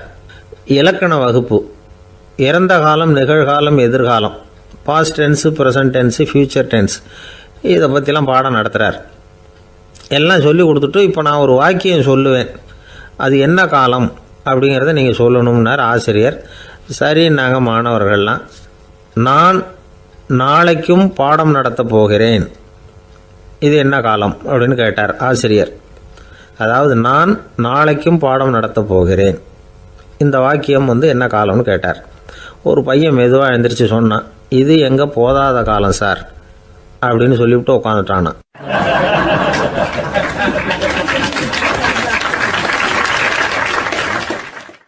ஒரு ஊரில் ஒரு ஆள் இருந்தான். கற்பனையிலேயே காலத்தை கடத்திக்கிட்டு இருந்தான். ஒரு நாள் ஒரு மரத்தடியில் உட்காந்துருந்தான். அவனுக்கு பசிக்கிற மாதிரி தெரிஞ்சுது. உடனே கற்பனையிலேயே சாப்பிட ஆரம்பிச்சிட்டான். அதாவது எதிரில் இலை போட்டு சாப்பாடு போடப்பட்டிருக்கிறதாகவும் அதை இவன் சாப்பிட்றதாகவும் நினச்சிக்கிட்டு கையை மட்டும் வாய்க்கும் தரைக்குமா அப்படியும் இப்படியும் கொண்டுகிட்டு போய் பாவனை பண்ணிகிட்டே இருக்கிறான். தூரத்தில் இருந்து பார்க்குறவங்களுக்கு இவன் ஏதோ பலமான விருந்து சாப்பிட்டுக்கிட்டு இருக்கிறான் அப்படின்னு தான் தோணும். அது மாதிரியே பண்ணிக்கிட்டு இருந்தான். அந்த வழியாக ஒரு சன்னியாசி வந்துக்கிட்டு இருந்தார். இவனை பார்த்தார். என்ன இவன் இப்படி பண்ணிகிட்டு இருக்கிறானே அப்படின்னு நினச்சாரு. கொஞ்ச நேரம் அவனையே உத்து பார்த்துக்கிட்டு இருந்தார். இவரை பார்த்ததும் அவன் இன்னமும் சுவாரஸ்யமாக சாப்பிட ஆரம்பிச்சிட்டான். அப்பப்பா, என்ன இது, இந்த குழம்பு இவ்வளவு காரமாக இருக்குது, என்னுடைய நாக்கே எரிஞ்சு போடும் போல இருக்கே அப்படின்னு சொல்லிக்கிட்டு பக்கத்தில் ஒரு குவளையை எடுத்து தண்ணி குடிக்கிறது மாதிரி பாவனை பண்ணுறான். அப்பாடா, இப்போ கொஞ்சம் பரவாயில்ல அப்படின்னு சொல்லிக்கிட்டு குவளையை கீழே வைக்கிறது மாதிரி ஒரு பாவனை பண்ணுறான். சன்னியாசி பார்த்தார். என்னப்பா, சாப்பாட்டில் காரம் அதிகமோ அப்படின்னார். ஆமாம் சுவாமி, ஞாபகம் மறதியில் கொஞ்சம் மிளகாய் அதிகமாக சேர்த்துக்கிட்டேன் அப்படின்னா. சரி சாப்பிடு அப்படின்னு சொல்லிவிட்டார். அவன் சாப்பிட்டு முடிக்கிற வரைக்கும் பொறுமையாக உட்காந்துருந்தார். அவன் அப்பாடா அப்படின்னு சொல்லிட்டு மறுபடியும் தண்ணி எடுத்து குடித்தான். எல்லாம் கற்பனையிலேயே. அதுக்கப்புறம் சன்னியாசி பேச ஆரம்பித்தார். இதை பாருப்பா, உன்னுடைய கற்பனையை நான் மெச்சுறேன். இருந்தாலும் உன் சாப்பாட்டில் ஒரு இனிப்பையும் வச்சுருக்கலாமே, ஏன் மிளகாயை அளவுக்கு அதிகமாக போட்டுவிட்டு அவஸ்தைப்படுறேன் அப்படின்னார். அவன் யோசிக்க ஆரம்பித்தான். அதுக்கப்புறம் இவர் சொன்னார், இதை பாருப்பா, இனிமேல உன்னுடைய கற்பனையும் உயர்ந்ததாக இருக்கட்டும் அப்படின்னு உபதேசம் பண்ணிவிட்டு போனார். எப்பவும் உயர்வை பற்றியே சிந்திக்கணும். உயர்வு கிடைக்கலன்னா கூட அப்படி சிந்திக்கிறத நிறுத்தப்படாது அப்படிங்கிறார் திருவள்ளுவர். உள்ளுவது எல்லாம் உயர் உள்ளல், மற்ற அது தள்ளினும் தள்ளாமை நேர்த்து. ஊக்கம் இல்லாமல் உலகத்தில் வாழ்ந்து பிரயோஜனம் இல்லை. அதனால் உயர்வாகவே சிந்திக்கணும். அது நம்மளை ஊக்கப்படுத்தும். இது பெரியோர் வாக்கு. இந்த உலகத்தில் கற்பனையிலேயே வாழ்கிற சில கஞ்சர்களும் உண்டு.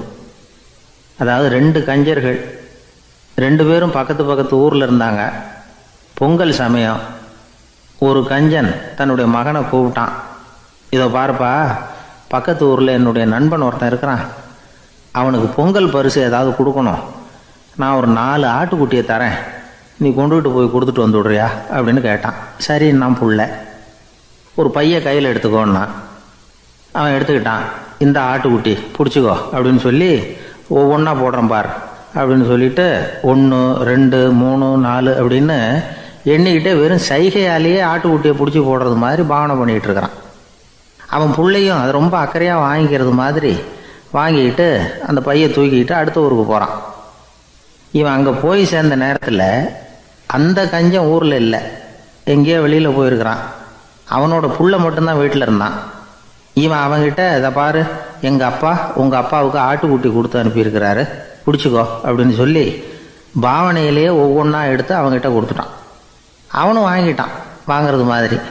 அப்புறம் சொன்னான், சரிப்பா, நானும் பதிலுக்கு ஏதாவது ஒன்றுகிட்ட கொடுக்கணும் இல்லையா, அதனால் அந்த பையை பிடி, ஒரு 10 எலுமிச்சம்பழம் தரேன், பதிலுக்கு அதை நீ எடுத்துகிட்டு போ அப்படின்னு சொல்லி கையாலேயே ஒவ்வொன்றா எடுத்து போடுறது மாதிரி பாவனை பண்ணிவிட்டான். அவனும் ரொம்ப நன்றி அப்படின்னு சொல்லிவிட்டு அதை வாங்கிட்டு போயிட்டான். கொஞ்ச நேரம் கழித்து வெளியில் போயிருந்த அப்பங்காரன் திரும்பி வந்தான். உள்ள சொன்னான், அப்பா, உன்னோட நண்பர் அவருடைய மகன் மூலமாக உனக்கு 6 ஆட்டுக்குட்டி கொடுத்து அனுப்பியிருந்தார், நானும் பதிலுக்கு ஒரு 10 எலுமிச்சம்பழம் கொடுத்து அனுப்பியிருக்கிறேன் அப்படின்னா. எப்படிடா கொடுத்தேன்னு கேட்டார் அப்பா. இப்படி தான் கொடுத்தேன்னு சொல்லி சைகையிலேயே காட்டினான். இதை பார்த்ததும் அப்பங்காரனுக்கு பயங்கரமாக கோவம் வந்துட்டுது. பலார்னு அரைஞ்சுட்டான் பையனை. ஏன்ப்பா அரைஞ்ச, 10 எலுமிச்சம்பழம் கொடுத்துட்டேனே அப்படிங்கிறதுக்காகவா அப்படின்னு கேட்டான். அது கூட பரவாயில்ல, நீ காட்டுற சைகையை பார்த்தா ஆரஞ்சு பழம் சைஸுக்கு இருக்குதே, அவ்வளவு பெருசாக ஏன் கொடுத்த, அதுதான் எனக்கு கோபம் அப்படி.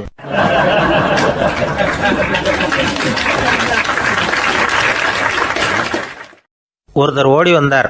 இன்னொருத்தரை பார்த்து, சார், உங்கள் சைக்கிளை ஒரு நாள் இரவல் கொடுங்களேன், பக்கத்து ஊருக்கு போயிட்டு வர வேண்டியிருக்கு அப்படின்னார். இவர் சைக்கிளை கொடுத்து பத்திரமா கொண்டுகிட்டு போங்கன்னார். சார், இதை பத்திரமா கொண்டு போகிறேன், கவலையே வேணாம், ஏன்னா இது உங்களோட சைக்கிள் அப்படின்னு நான் நினைக்கல, என்னோட சைக்கிளாக நினைக்கிறேன் அப்படின்னார். அதுக்கப்புறம் தான் இவருக்கு உண்மையாகவே பயம் வந்துட்டுது. ஏன்னா அவர் சொன்னது மாதிரி அதை தன்னோட சைக்கிளாகவே நினச்சி தள்ளிட்டு போட்டால் என்ன பண்ணுறது. எதை நம்முடையதாக நினைக்கணுங்கிறதுக்கு ஒரு வரையறை இருக்குது. சில பேர் ஆஃபீஸையே வீடாக நினச்சி விடுறது உண்டு. அப்படிப்பட்டவங்க கூட வீட்டை ஆஃபீஸாக நினைக்கிறது இல்லை. ஏன்னா வீட்டில் இவர் ஆஃபீஸராக நடந்துக்க முடியறதில்ல. இதெல்லாம் ஒரு பக்கம் இருக்கட்டும். இப்போ விஷயத்துக்கு வருவோம். பொறியியல் மேதை டாக்டர் விஸ்வேஸ்வரய்யா இருந்தார் இல்லையா, பாரத ரத்னா விருதெல்லாம் கொடுத்தாங்களே. ஆஃபீஸ் வேலை வேறு, சொந்த வேலை வேறு அப்படிங்கிறதுக்கு ஒரு உதாரணமாக இருந்தவர் அவர். மைசூர் மகாராஜா கிட்ட திவானாக இருந்தார்.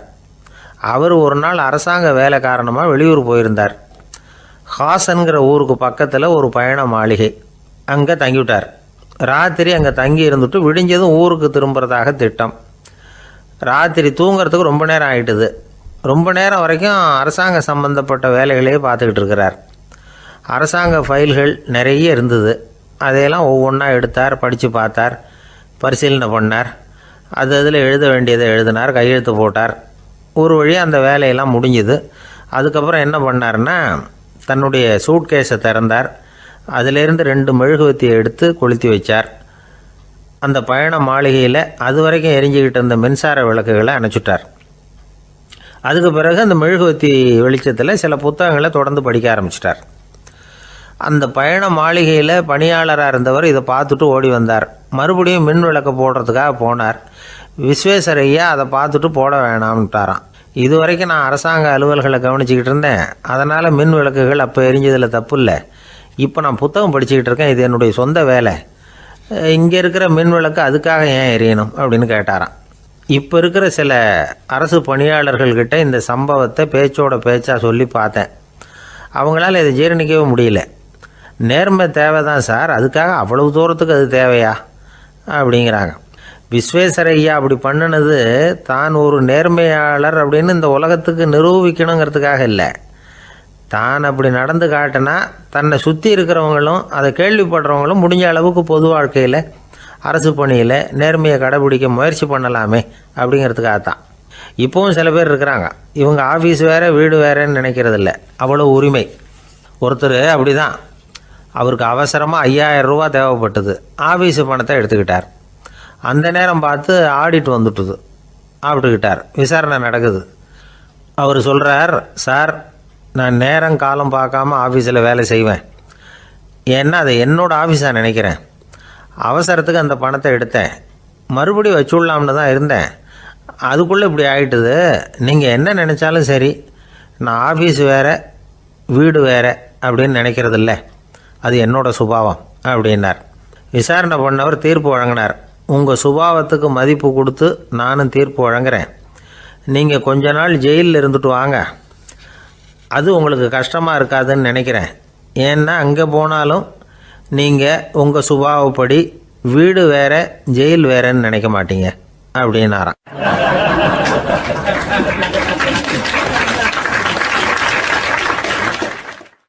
ஒரு நண்பர் யாருக்கோ ஃபோன் பண்ணிகிட்டு இருந்தார்.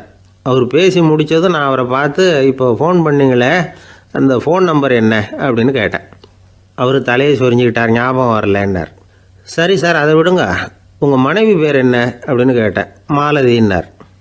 என்ன சார் இது வேடிக்கை, கொஞ்ச நேரத்துக்கு முன்னாடி பேசின ஃபோன் நம்பர் மறந்து போச்சு, எப்போவோ கல்யாணம் பண்ணிக்கிட்ட மனைவி பேர் மறக்கலை, அதை கரெக்டாக சொல்லிவிட்டீங்களே அப்படின்னு கேட்டேன். அவர் என்னை ஒரு மாதிரியாக பார்த்தார். அவர் அப்படி என்னை பார்த்ததில் ஒன்றும் தப்பு இல்லை, ஏன்னா நாம் எல்லாருமே அப்படி தானே. ஒரு குறிப்பிட்ட காரியத்துக்காக தொலைபேசியில் ஒருத்தட்ட பேசுகிறோம், அதுக்கப்புறம் அந்த எண் நமக்கு அனாவசியம், அதனால் மறந்துடுறோம். இதுக்கு பேர் தான் தற்காலிக ஞாபகம்.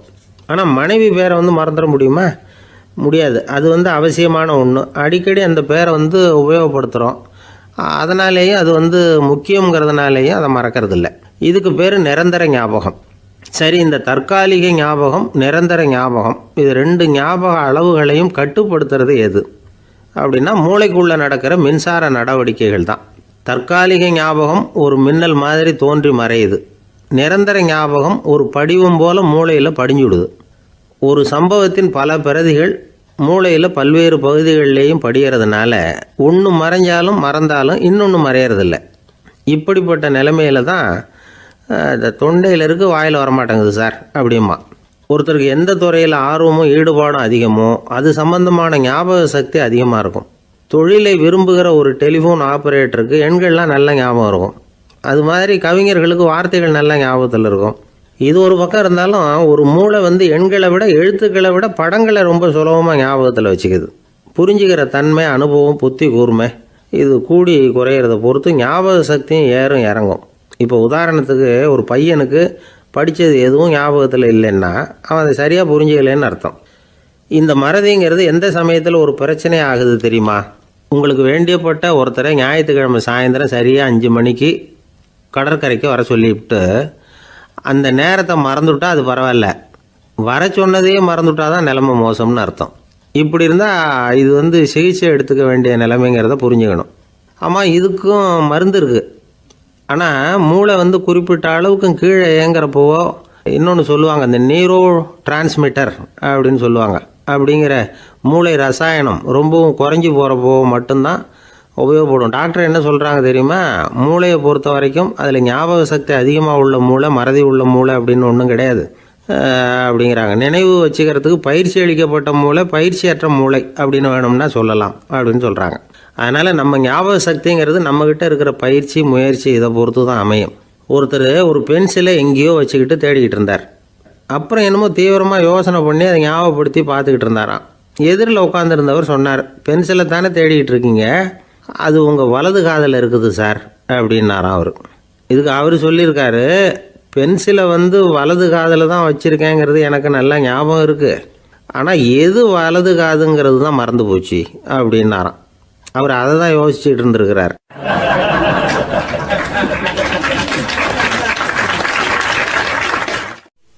ஒரு நாள் ஒரு நண்பரை சந்தித்தேன். உங்கள் வீடு எதுன்னு உங்களுக்கு தெரியுமா சார்ன்னு. அவர் என்னை ஒரு மாதிரியாக பார்த்தார். அப்புறம் சொன்னார், தெரியும் அப்படின்னாரு. சரி, உங்கள் தொலைபேசி எண் உங்களுக்கு தெரியுமான்னு. அதுவும் தெரியும்னார். உங்கள் மனைவி மக்கள் யார் யாருன்னு உங்களுக்கு தெரியுமான்னு கேட்டேன். என்னை ஒரு மாதிரியாக பார்த்தார். அப்புறம் சொன்னார், அதுவும் தெரியும் சார் அப்படின்னார். சரி, நீங்கள் யாருன்னு உங்களுக்கு தெரியுமான்னு கேட்டேன். இப்போ தான் அவர் முழிக்க ஆரம்பித்தார். அவர் மட்டும் அப்படி இல்லை, நாம் எல்லாருமே அப்படி தான். எதிரில் நிற்கிறது யாருங்கிறது தெரியும், நாம் யாருன்னு நமக்கு தெரியாது. உண்மையிலேயே நாம் யார்? இந்த கேள்விக்கான பதிலை தான் வாழ்க்கை பூரா நாம் தேடிட்டு இருக்கிறோம். புத்தர் என்ன சொல்கிறாரு தெரியுமா? நீங்கள் கடவுளை பற்றி கவலைப்பட தேவையில்லை, உங்களை பற்றின கவலை உங்களுக்கு இருந்தால் போதும் அப்படிங்கிறார். நான் யார், எனக்கு ஏன் இந்த கவலை அப்படின்னு உங்களை நீங்களே கேட்டுக்குங்க அப்படிங்கிறார். நாம் ஏன் கடவுளை படைத்தோம்? அது ஒரு நழுவல் முயற்சியாம். அதாவது தன்னிடமிருந்து தானே தப்பிக்கிற ஒரு முயற்சியாம். இப்படி தான் அதை சொல்கிறாங்க அறிஞர்கள்லாம். மக்கள் பொய்யான பிரச்சனைகளில் ஆர்வமாக இருக்கிறாங்க, அதுக்கு தீர்வு காணவும் முயற்சி பண்ணுறாங்க. கடவுளை பற்றி விவாதிக்க எல்லாருக்கும் விருப்பம், தன்னுடைய சுயம் பற்றிய பிரஜையே இருக்கிறதில்ல. ஆகக்கூடிய விஷயம் என்னென்னா, கடவுள் சமாளிப்புக்கு பயன்படுத்தப்படுகிறார். மனவியல் என்ன சொல்லுது தெரியுமா? கடவுள், சொர்க்கம், மறுபிறவி இதை பற்றிலாம் பேச ஆரம்பிக்கிறவங்க யார் தெரியுமா?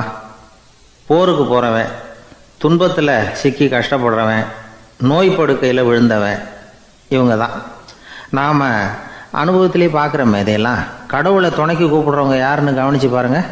பரீட்சை எழுத போகிறவன், வேலை தேடி அலையிறவன், பண நெருக்கடியில் இருக்கிறவன், விபத்தில் சிக்கிக்கிட்டவன், இவங்கெல்லாம் தான். தேர்வில் வெற்றி பெற்றதும் அவரை துணைக்கு கூப்பிடுறதில்ல, வேலை கிடைச்சதும் அவர் துணை தேவைப்படுறதில்ல. ஏன் இப்படி? கொஞ்சம் யோசனை பண்ணி பாருங்கள். துன்பம் வருகிற போது அந்த துன்பத்தை தவிர்க்க வேண்டிய நிலையில் அதிலிருந்து நழுவி போகிறதுக்காக பிரார்த்தனை தேவைப்படுது. எல்லாம் நல்லபடியாக நடக்கிறப்போ பிரார்த்தனை செய்கிறதில்ல. புத்தருடைய வழி என்ன தெரியுமா? அந்த வழியில் கடவுளும் கிடையாது, பிரார்த்தனையும் கிடையாது. புத்தர் செய்தது இதைத்தான். அதாவது கடவுள்கிட்ட இருந்து மனிதனையும், மனிதன்கிட்ட இருந்து கடவுளையும் அவர் விடுவித்தார். புத்த மதம் என்ன சொல்லுது தெரியுமா? கடவுள் பிரச்சனை அல்ல, மனிதன்தான் உண்மையான பிரச்சனை அப்படின்னு சொல்லுது. உங்களை நீங்கள் நல்லா தெரிஞ்சுக்கிட்டா போதும், நீங்களே கடவுள் ஆகிடுவீங்க அப்படிங்கிறது தான் புத்த மதம்.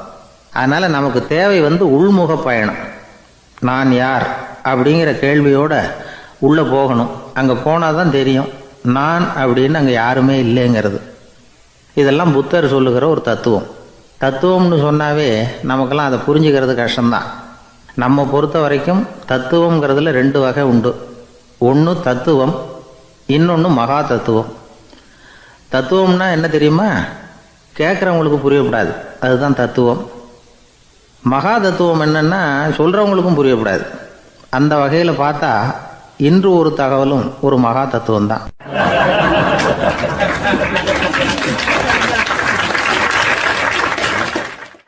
எனக்கு ஒரு உதவி செய்யணும் அப்படின்னு நம்மளை பார்த்து ஒருத்தர் கேட்குறாருன்னு வச்சுங்களேன், உடனே நாம் அவரை பார்த்து என்ன உதவின்னு கேட்போம். இதுதான் சராசரி மனிதர்களின் இயல்பு. ஆனால் ஒருத்தர் எனக்கு ஒரு உதவி செய்யணும் அப்படின்னு கேட்ட உடனே என்ன உதவின்னு கூட கேட்காம சரி செய்கிறேன் அப்படின்னு ஒத்துக்கிறது இருக்கு பாருங்கள், அது கொஞ்சம் அபூர்வம். அந்த காலத்தில் ஒருத்தர் இருந்தார். அவர் எப்படி தெரியுமா, உதவி கேட்குறவங்க நல்லவங்களா கெட்டவங்களா அப்படின்னு கூட பார்க்கல, தனக்கு நன்மையா தீமையா அப்படின்னு கூட பார்க்கல, உதவி செய்கிறேன்னு புறப்பட்டு விட்டார்.